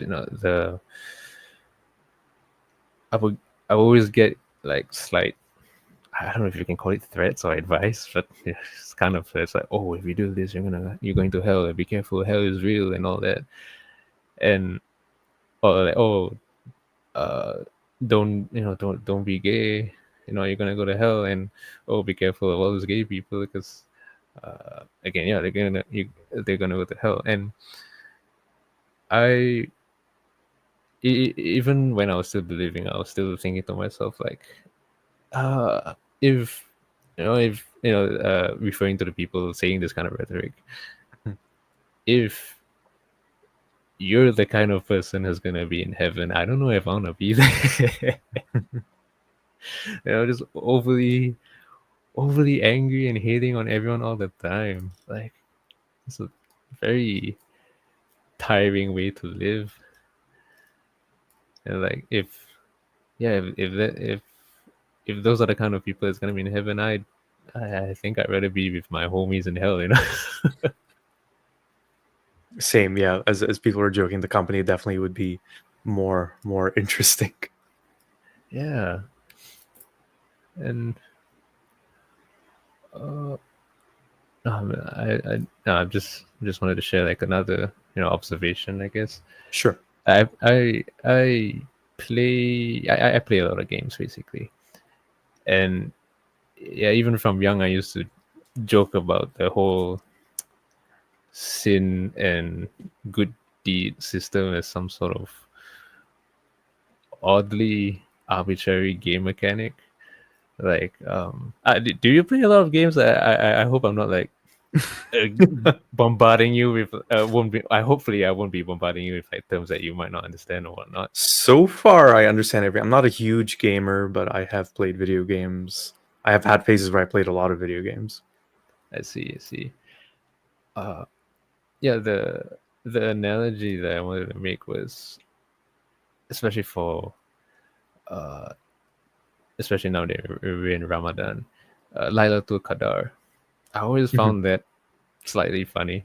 Like, it's a weird like to analogize it, basically it's like as if you're in some sort of MMO, like a massively multiplayer online game. It's so funny you put it that way. Yeah, no, keep going. Yeah, and like, oh, and the developers just just announce like, hey, this is a secret event. there's a loot, like if you participate, there's a loot bag or like a loot Yeah. chest that you can get. So Oh. just to explain to everyone who might not understand what we're talking about, so essentially what Muslims are taught is that there's a night during Ramadan where you will basically get a bounty. Your prayers will come true. I've heard variations kind of like that, but no one knows when that night is, and so the idea is it motivates you to keep praying every night, just in case that night is the day that is the Laylatul Qadr. And as a law scientist says, PUBG loot crate. See, I know video games enough to understand what PUBG is. Yeah, like, gotta watch out for the 10 times EXP boost or whatever. Yeah, and so apologies to everyone here who's not a gamer. El Miablo says, if life is a video game, where are the devs? Yeah, very. Yeah, it just made the whole thing seem very. Yeah, very arbitrary. That I'm getting points. I also heard about stuff like whenever you take ablution, whenever you take wudu, every drop that falls off your hand and whatnot, is a good deed in of itself. And I do find it interesting that even when my ustazas were teaching me this, they would make jokes in reference to the fact that there is a bit of cognitive dissonance you have to overcome. Like, if that's the case, so we should just keep doing wudu so we can keep racking up our good deeds just to get into heaven. So it's sort of like some weird meta gaming, basically, like trying to find the most optimal way of like racking up points. Yeah, that's what it kind of boils down to, sadly, and that's how I definitely felt when I was Muslim. That I prayed, I got that bonus point, or oh no, I lied to my parents, I lost those points, and it's not a great way to live your life, is it? Yeah, just and endless chasing for something you don't really know that's there. It's really, really tiring. Exactly. Sorry, I'm saying the word tiring a lot, but yeah. Well, it is 3 a.m. where you are, so maybe definitely. it's your subconscious filtering through. Yusuf, is there anything else you want to share before I let you go? Hold on, let me check my little notepad.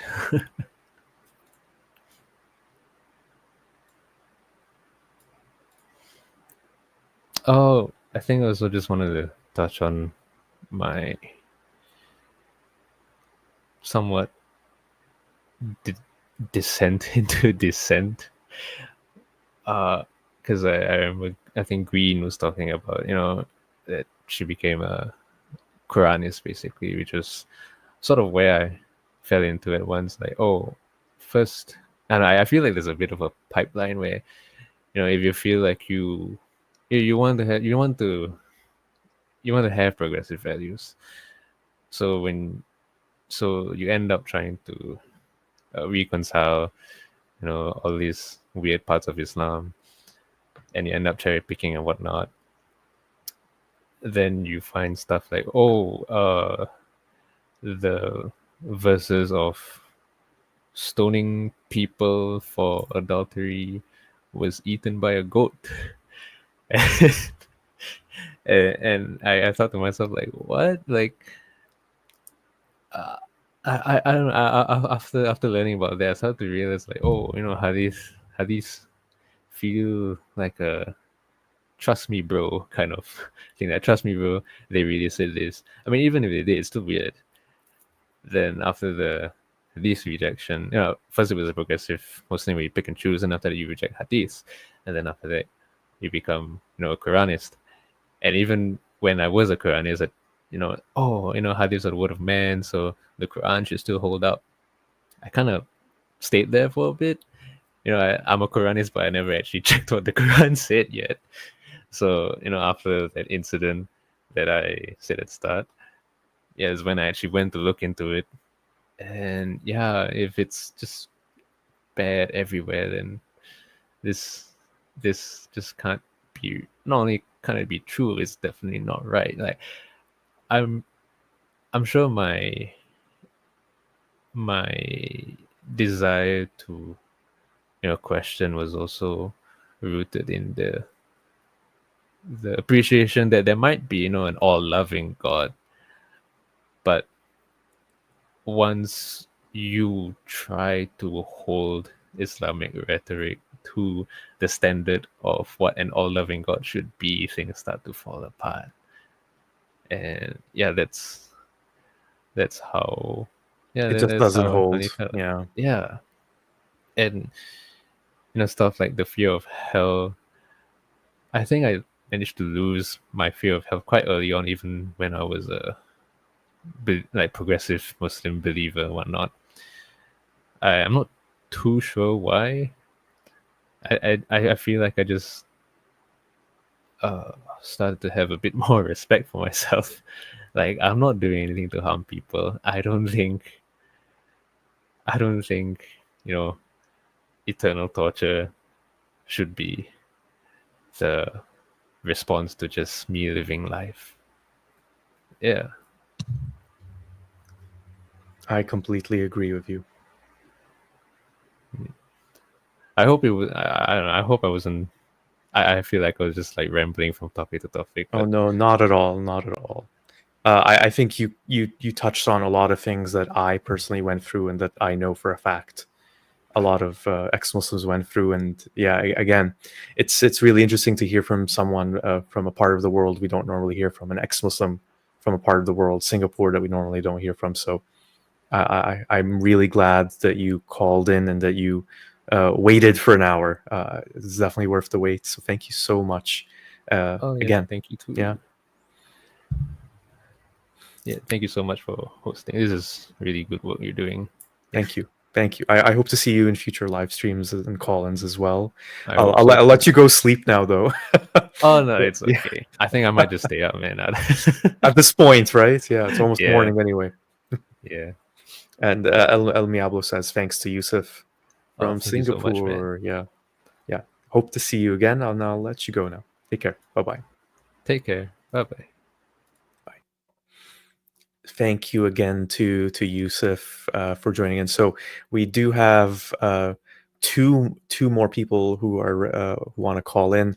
So to the people who have clicked the link, please message in the private chat, and then our screener will ask you a couple questions. There's someone in there called Cute Secular Spirit. I don't know what that is referring to. But yeah, if you can answer a few of the questions there from the screener, we'll see if we can get to you. And in the meantime, I'm just going to first mention that we actually reached our super chat goal. So thank you to Aman Ra for contributing. Aman Ra says, great video.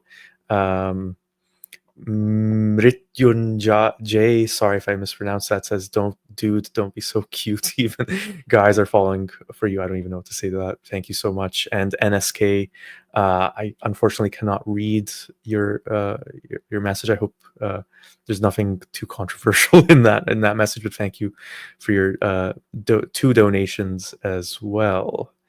Yeah, thank you again. And yeah, thank you, Gerwak. Donation goal met. So I will be taking all the proceeds from your super chats, and I will be donating them to Faithless Hijabi, which is an ex-Muslim support group. You can find out more about them. Their link is in the video description if you choose to support them as well.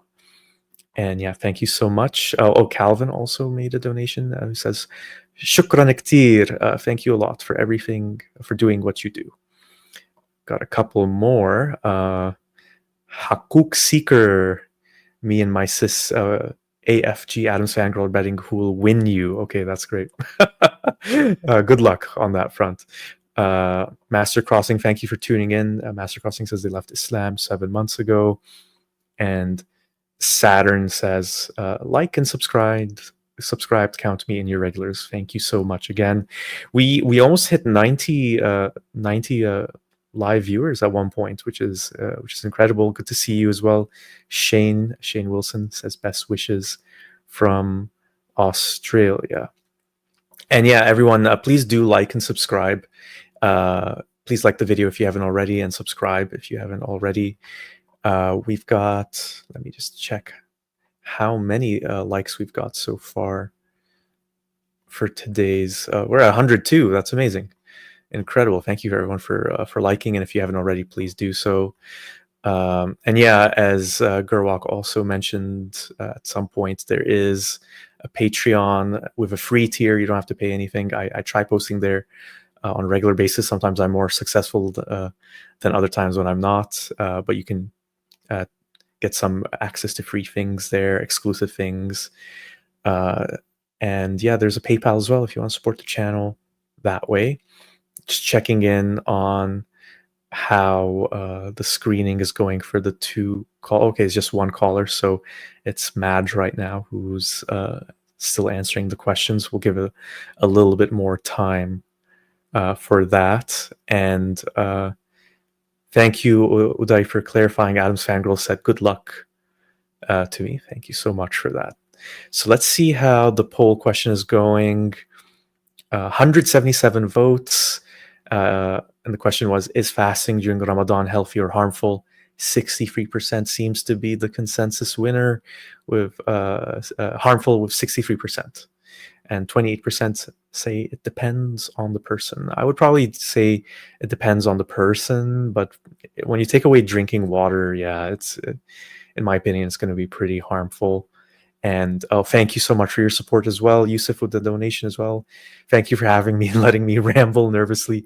No, you did very well, Yusuf. Thank you again for your patience in calling in and waiting for so long before you got your chance. And okay, Maj is almost ready. Just give it a little bit longer. Ask the last two questions.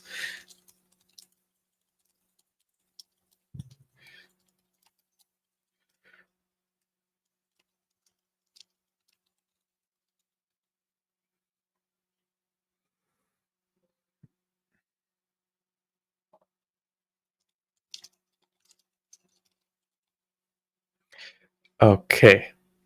All right, Maj is calling from Canada. Okay, Maj, I'm gonna put you on right now if you're ready. And then we have one other person potentially as well. Okay. Maj, I'm gonna add you in 3, 2, 1. Okay. As you are on and live. Hi there, how are you? I am doing very well. How are you doing? I'm good, thank you.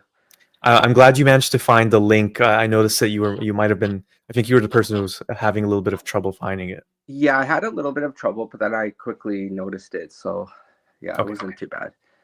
Awesome.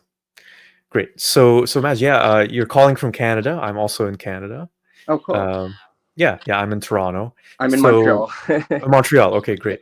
So yeah, you mentioned you want to talk a little bit about how Islam, or Ramadan specifically, negatively affects people's lives and how it makes you feel. So please feel free to share. This is my first, actually maybe my second Ramadan, which I haven't done any fasting.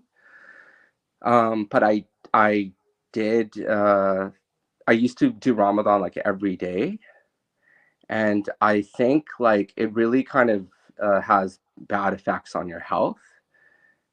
And especially as you get older, because when I was younger, it was pretty easy, but then as I got older, I found that it was really tiring me out, and it's kind of having almost detrimental effects on my thyroid and my metabolism that would last out throughout the year. And it's just kind of there's so many things with it that gets confused with intermittent fasting, which then Muslims will say, it's so beneficial, and because there's studies that intermittent fasting is beneficial for you, but intermittent fasting includes drinking liquids, and in Ramadan you don't. So in that way, I think it is bad for your health. And I also think I remember like spiritually, I never really could concentrate on connecting with anything. Like I don't remember it making me feel closer to like like a spiritual side or something like that. It just made me feel hungry, and it kind of I just remember always counting down the hours until breaking fast. Like that was what I remember Ramadan most for. And it was actually really, one thing really good about Ramadan was like it was like Christmas every day when you broke the fast. It felt like celebratory. Like it felt like it was real, you felt really good like the half an hour before breaking fast. And it was actually really exciting. And I remember it made me feel really happy. Like that I will give credit to Ramadan for. But yeah, I mean, like I was thinking, like it's supposed to make you like a good person, right? Like that's the whole idea. But to be a good person, you don't do things like fasting or these other rituals to be a good person. You just be a good person. And I think with Muslims, it's kind of like they put all the energy into these rituals. And psychologically, what happens is their brain maybe in a subconscious way says, well, I put the effort into these rituals. Now I don't have to be an actual good person, you know? Yeah, you made me think of like that whole like I can't remember the exact title of it, like that whole philosophical debate. Are things good because God deemed them to be good, or are they good independently of God? So yeah. Yeah, I actually reverted to Islam. I come from like an Indian family, and my parents were not happy. Sorry, reverted. I still say reverted, but I became a Muslim in like 2004, and I did not fast like until 2014. That's when I really got into it. And from our tradition in India, like the Hinduism, basically, it's like even the question of like, and I think this is relevant in Buddhism too, in the Far Eastern philosophies. It's like the whole concept of like, or the question of, is there a God is barely relevant, right? Like if you went to China and asked someone that question, like, is there a God? Like that, they wouldn't even know how to make sense of that question, you know? And Muslims kind of think it's like a universal idea that there's like a personal creator, you know? They don't understand it's such a Western idea because essentially Islam is a Western religion, you know? Um, and I think that's really unfortunate because they kind of cut off a lot of like interesting ideas, which I kind of went back to after I left Islam. And because I used to, the, you know, especially pagan, because Hinduism or Buddhism is considered pagan, or what was that word, mushrik in Islam. And I used to look down on it so badly. And recently I started reading about it again. I'm like, okay, I kind of see why the Western world is so fascinated with it, right? There is a lot of like great ideas there that I completely neglected because of Islam. And the only religions I really respected was the Abrahamic faith. So that's really unfortunate. It's in a way, it's like a form of like Muhammad was in his almost like the first Western colonizer, if you think about it, you know, because he made like all the Arabs like abandon their, you know, belief systems that they had, abandon their like cultural practices, and then it kind of spread throughout the Oriental world, and all those people kind of just don't even really have a history other than Islam now, right? I think that's the thing a lot of people from the Indian subcontinent feel, right? That Islam was this external force that kind of destroyed the local culture. Yeah, and I think what's happening now is there's kind of like a bad rebound effect in India, especially with the ultra nationalist movement that's going on there with the Hindutva or whatever, and because they want to reclaim their culture, but I think they're going at it really badly. But I can still understand why, because it is it's so old and so rich, and it is really from them. It's like native to them. Whereas like I kind of feel like Islam is Muhammad was trying to copy someone else's thing. Like I don't believe in it that even any of the stories are true at all. Like, but at least the Israelites were the ones who were creative enough to come up with it, right? Like Muhammad just kind of aped it. And I feel that kind of had devastating effects on everywhere Islam went. I mean, I'll look at the creative output from Muslim worlds. It's like the lowest compared to any other culture or cultures. And yeah, It's one of those things where I think most religions tend to just borrow or copy or steal from past ones. What's so interesting about Islam is just because we know so much about the evolution of religions and the religions that it's borrowing from, that we can see how things were taken from the Bible or other sources. And but the thing that's so bad about it is Islam that comes in and says, well, actually, Christianity and Judaism got it wrong, and we have the correct, perfect version.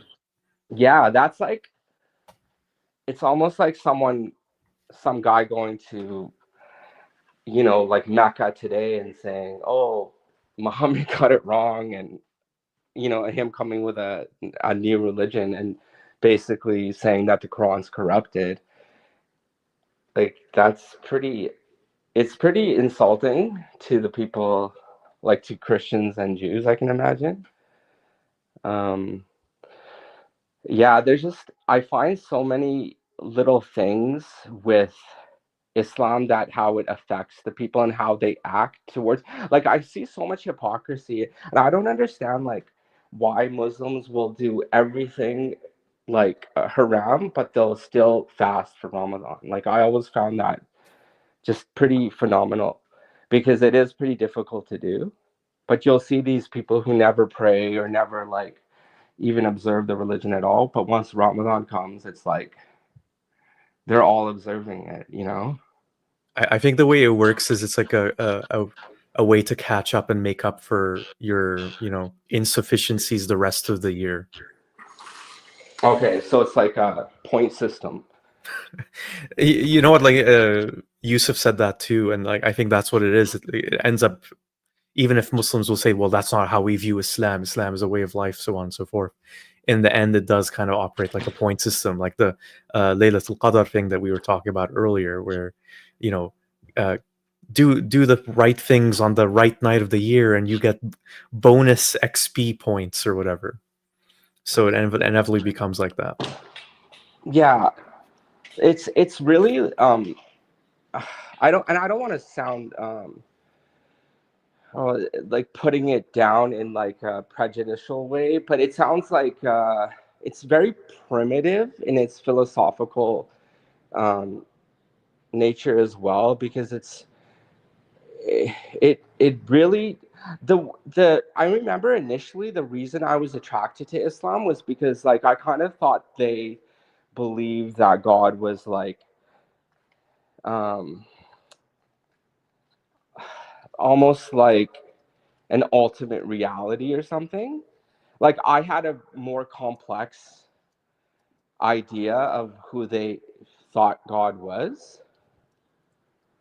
But then when I started learning more about Islam, it was just, I realized, no, they kind of think of it's this really powerful dude who sits on a throne above the seventh heavens, and the throne is carried by like little angels. Like that's what really they believe in, you know. But throughout the years, mainly due to, I think, Sufism, which was influenced by, you know, a lot of different traditions, Muslims started adopting like other ideas about who Allah is. But if you go back to the source, and who Muhammad thought Allah was, it was pretty simple, you know.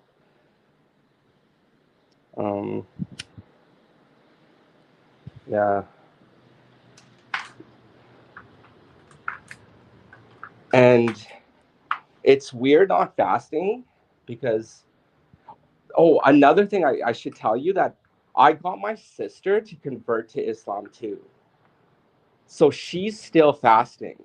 Is this a younger sister? No, she's older than me. She's older. Okay. Yeah. So she's still practicing, still fasting. Yeah. So she's still. I don't live with her, but she still fasts. And last year, she would call me and say, "Oh, did you fast? How was your fast today?" Because I was too kind of scared to tell her that I'm not going to fast this year. So I would be like, I'd quickly like try to change the topic or something.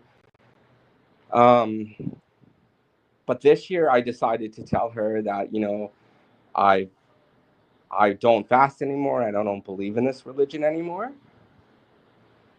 And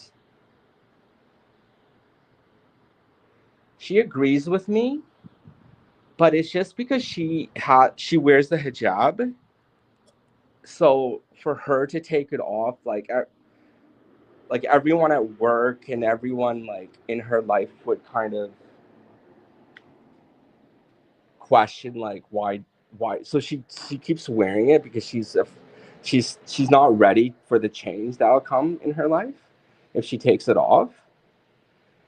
And she's still kind of, she asked me, she's like, oh well, if you don't, she's like, how do you have any direction in life now that you've left religion, right? And so I think she still sees a benefit in the rituals in a psychological way. And I mean, I agree with that. I think rituals are really important, but I couldn't do it because, first of all, I think it's too hard. Like, I think it's really inconvenient to pray 5 times a day. For me, at least. And that's not the reason I left Islam. I never had issues. Just to clarify, yeah. Mm-hmm. I understand. Yeah. And but yeah, so she's still kind of holding on to the rituals, and she says it brings her like peace, even though she doesn't really believe either anymore. She doesn't believe in the Islamic narrative, at least. I wish her the best of luck in her journey because it's not easy. I think just listening to the earlier stories, I don't know when you started tuning in. The first couple callers talked about how it was this big step to remove the hijab, and that's the problem when you're a woman who wore the hijab when you're a Muslim.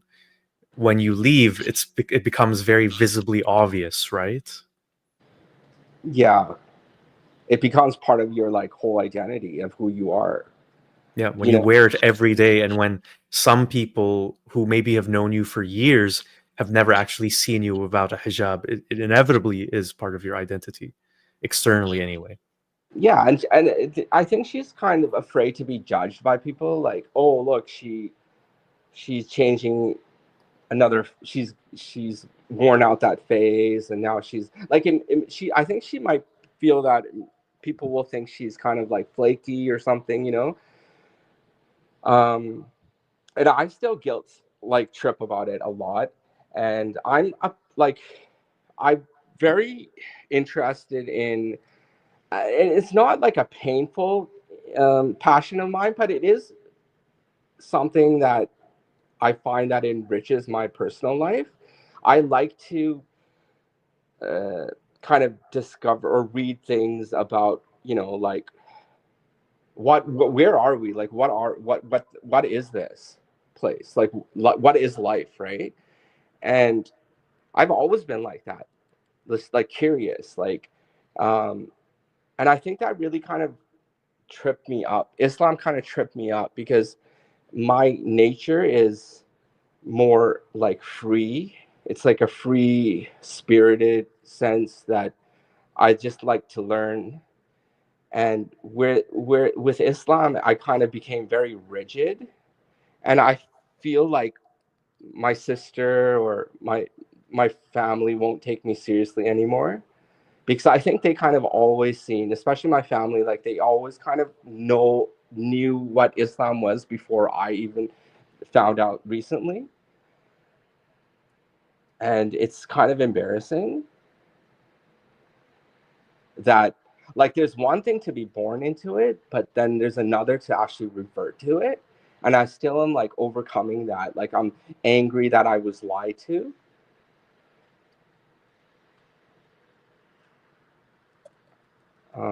Yeah, I can definitely relate to the anger. Yeah.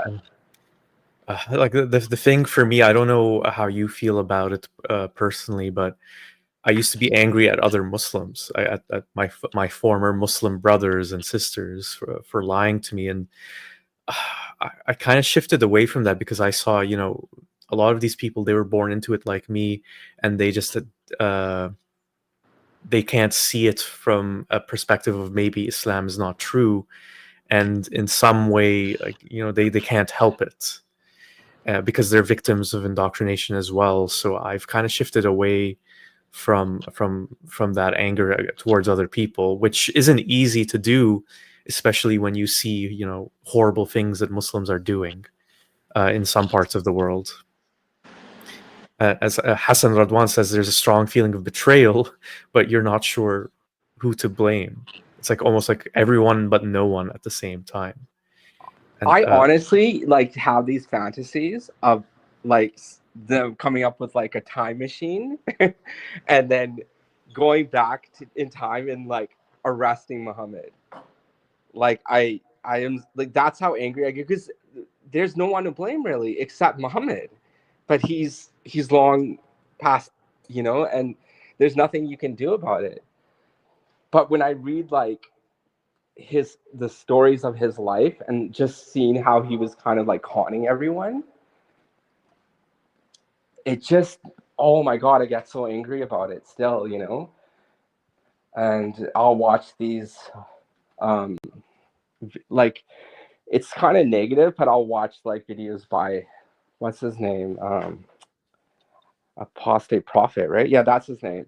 yeah, And he, like, I'm totally on the other side of the spectrum politically of what he kind of gears towards, but I like it when he just rips through the Islamic narrative. It's cathartic in a way. And but I don't know, this recently I kind of have is especially his views on what's going on over there. I can't really tolerate that. But yeah, he was really instrumental in me discovering kind of like the truths about what really happened, and with the Islamic story, right? And yeah, I mean, I don't know how to take that frustration out. I wish, like, even how the West deals with Islam, I think is very incorrect. They kind of like, they're too scared to touch it. I Yeah. agree. Yeah. Yeah.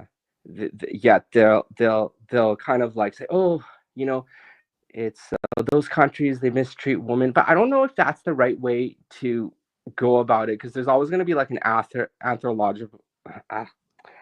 anthropological like excuse, like, oh, that's subjective, right? Like you can't really judge how another culture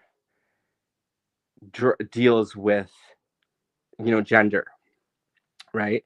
I wish they would instead, this is just my opinion, is maybe not the best, but I wish they would instead like uh, attack Islam uh, in more of an academic way and explain to Muslims somehow that, it was a false narrative and this is why, and these are the contradictions in the actual scriptures, right? If they started there, I think it would be more effective. Because I Maybe. remember, Yeah. yeah, I remember It's tough when, to tell. yeah, it is completely, yeah. I mean, I just remember when they would say stuff like, "Oh, look how they mistreat women in Afghanistan." I'd be like, when I was a Muslim, I'd be like, "Well, look how you guys treat your women. You treat them like sex objects." There's always gonna be like a pushback from the Muslim world, especially due to the colonial past. Yeah, I just, uh, uh, I, it has been like I said to my sister, I'm like, I feel very regretful for spending so much time with that religion. She's like, oh, don't regret it. She's like, it taught you a lot and it it helped you. I'm like, I don't think it did though. Like, even on a spiritual level, there's not a lot that's actual spiritual about Islam. It's more like a lot of rules. It's more political, actually, now that I think of it. I know what you mean. Hmm. Maybe the way to look at it is that it helped you learn more about what you are about and what you are not about, and you kind of had to go through that to learn that. Yeah. Yeah. But again, it's that isn't much consolation, especially if you spent years in it. Yeah, I used to like argue with my dad and mom and just get into these heated debates about it. And because they come from India, so a lot of them have like a very passionate view towards Islam.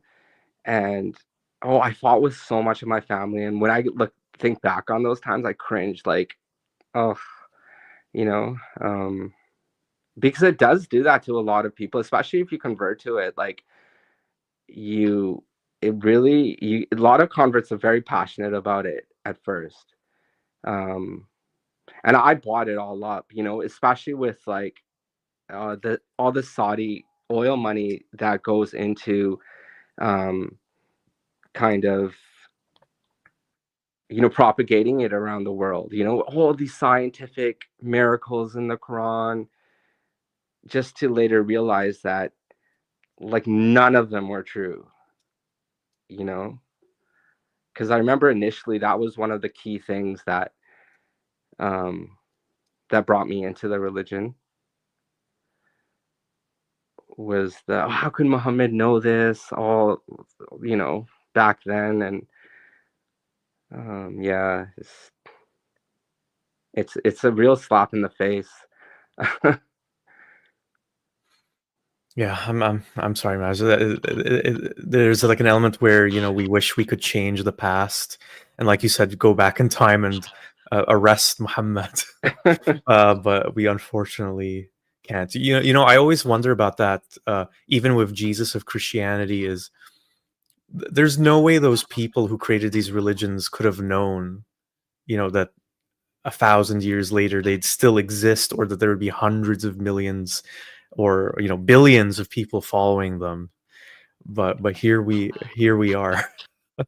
Yeah, exactly. I mean, Muhammad really reminds me of Joseph Smith, I think. The Mormon leader, right? Yeah. He had his little cult, and but still, even lying to like one person is kind of mad. Make it to that, like you're gonna say to young men that you're gonna get these beautiful women if you go and die for me, right? Like that takes like criminality to the next level, I think, because we can all say that we agree on the fact that Muhammad wasn't being visited by an angel named Gabriel, you know. So a lot of people like to say, and that was actually kind of confused me too. Like, why did he do this? Like, why would? Because he believed. It seemed That's like a dangerous question to ask. Why? yeah, right. But it has been one that's really kind of like made me curious on like why like, because he believed himself. Was he insane? He clearly couldn't have been insane. Did he have psychosis? Like, oh, there's just, I think the human mind is very complex, and I think Muhammad was very talented. He must have been like a genius, you know. And a lot of times geniuses don't know what they're doing themselves. They're just vibing, as They're, they say today. you know, like there's a saying: a talented person can hit a target that no one else can hit, but a genius can hit a target that no one else can see. You know, I think he was in the same vein as Mozart and Beethoven and these people. There was definitely something special about him. I think that's undeniable. I completely agree with you. The fact that, you know, if you think about how quickly Islam spread and grew and connected with the first Muslims, whether you believe in it being true or not, I think there definitely was something there. Veiled Roses theory is they fake it till they make it. Maybe that's what it is. I don't know. Yeah, perhaps. But yeah, like the thing to keep in mind too is like, you know, not every genius has good intentions as well, right? Oh, of course not. No. Yeah. Yeah. Or, Yeah. you know, even if he did have like, even if his intentions seemed good to him, That's a good point. right? Yeah. Like, but Yeah. Hassan Radwan says, to be fair, it's impossible to know what Muhammad's motives were. I mean, it was 1400 years ago, but there have been people throughout history who believed that the gods spoke to them. And I guess there's just a couple people who were more successful at it than the vast majority. yeah, One, sorry to interrupt you, just wanted to read this from Sarah. So this is one possible theory as well, also about Christianity, that he was just a random guy and the people around him propagated it once they saw the potential. I mean, there's Who knows? like, we'll never really know, but No. I mean, are you familiar with Carl Jung? I know the name and like the basics, but not much. No. Yeah, he speaks about like synchronicity in the universe, right? And the whole fact of like Islam, what is, and this is also something that would really prove to Muslims that it is a true religion, but historically it is the last religion. Islam? Like, yeah, I mean, there's never going to be another religion. I mean, right? people have tried. You just mentioned, I guess Mormonism is supposed to be a version of Christianity. Yeah, people tried, but there'll never be like a universal religion again. I don't think so. Like, I think Islam was the You last might be right. one, right? And I think there's something to that, right? Like that trajectory of human history. I think human history does have a trajectory. And that, not to say that direction it's going in is right or wrong, but I think it does have a direction, and I think Islam played into that. It kind of like organized the masses, you know. Yeah, who knows? Right. I'm just it's hard to say. Well, if there is a trajectory, I hope it's a positive one, especially with everything that's happening in the world right now. I think it is. I mean, we used to look. I mean, slavery used to be considered normal, right? I think, which is crazy, but yeah, there's ebbs and flows, but I definitely think humans are moving up, like when it comes to how we treat each other. You know, like, even though there's bad things happening, we recognize they're bad, right? Like back then when Britain wanted to colonize the country, it wasn't considered a bad thing to do.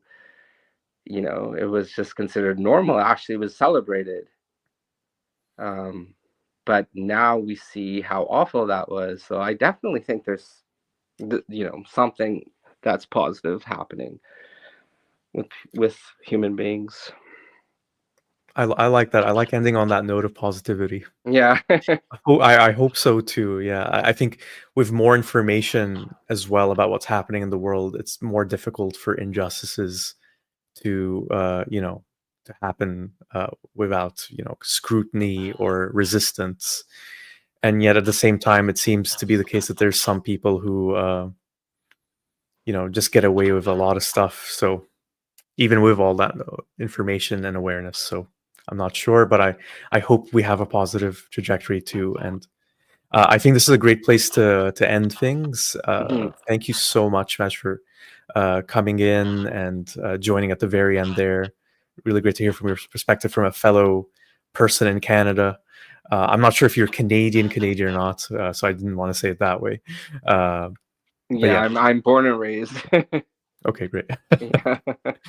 I love Montreal. I've debated moving there many times, but those winters are too brutal for me. I gotta be honest. Yeah. We're Yeah, finally if it coming out wasn't of for the it. winters, I know, right? Yeah, same Yeah. here. Same here in Toronto. Mhm.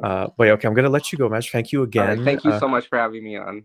Pleasure's all mine. All right. And yeah, I'll let you All go. right. Bye. Thank you again. So yeah, everyone. No one else in the waiting room. And anyway, I think I'm about to lose my voice anyway. So this was really great. I'm so happy I did this extra call in. It was a success, I would definitely say. Great to hear perspectives from all sorts of people. Gurwalk asked, will I do another call in show soon, Ramadan or otherwise? I think not for Ramadan, but definitely a call in soon. And I'll open it up to everyone, not just ex-Muslims. So I'll probably do one where theists or atheists are welcome. That's a great question. Thank you for asking. Good to see old friend of the channel, Connor Phillips, on as well. I missed the context of why you posted this message in the live chat, but I just wanted to read it. I have a pink invisible dragon that lives in my garage that is also beyond space and time. Did not know that about your garage, Connor. Thanks for sharing. DYK, I don't know if you're still here, but just wanted to shout out and say hello. DYK left Islam a few months ago after he went for Umrah. And thank you again for tuning in, Veiled Rose. Veiled Rose says, this has been such a great listen while I've been having dinner, feeding the pets, washing up. Feel so connected to others here, hearing stories I can really relate to. Thank you so much for the space. Glad to be able to give that space. NSK, thank you again for the additional donation. NSK says, please wear a mask for all further streams. 2 of my sisters are fighting over you. And that's pissing me off. Okay. Well, it's not a competition, everyone. I'm also not available, so there's no point in fighting over me anyway. So thank you, Calvin, as Cal Winkle. I'm sorry, I'm not sure how to say your full name. Thank you for the stream. Enjoyed listening to it. I'm just really happy that so many people tuned in. We were flirting with 100 viewers, live viewers at one point, almost. So yeah, I wanted to just take this moment to say, don't forget to like this video and subscribe to the channel. I will definitely be doing more call-ins like this for the rest of the year, and I'll announce them in advance just to give people enough time to call in. And I wanted to thank all my Patreon supporters. I do have, as Gurwalk mentioned, a free Patreon that you can join, and you can get some of my announcements and exclusives there. I also have a tiered different levels of Patreon support. These are some of my supporters. You can also join. The link is in the video description. And for anyone who just wants to make a one-time donation, you can just do that on PayPal. Link is also in the video description below. And yeah, so the super chat went really well, and so I'm going to donate the proceeds to Faithless Hijabi, which is a really great organization. You can find out more about what they do and the mental health supports that they give to ex-Muslims. Their website is in the video description. So yeah, that's everything from me. And yeah, just checking any last messages I should highlight. No, I think we're looking good. So yeah, thank you so much, everyone. I hope you have a wonderful rest of your day, and I'll be back with another video very, very soon. Take care, everyone. Bye-bye.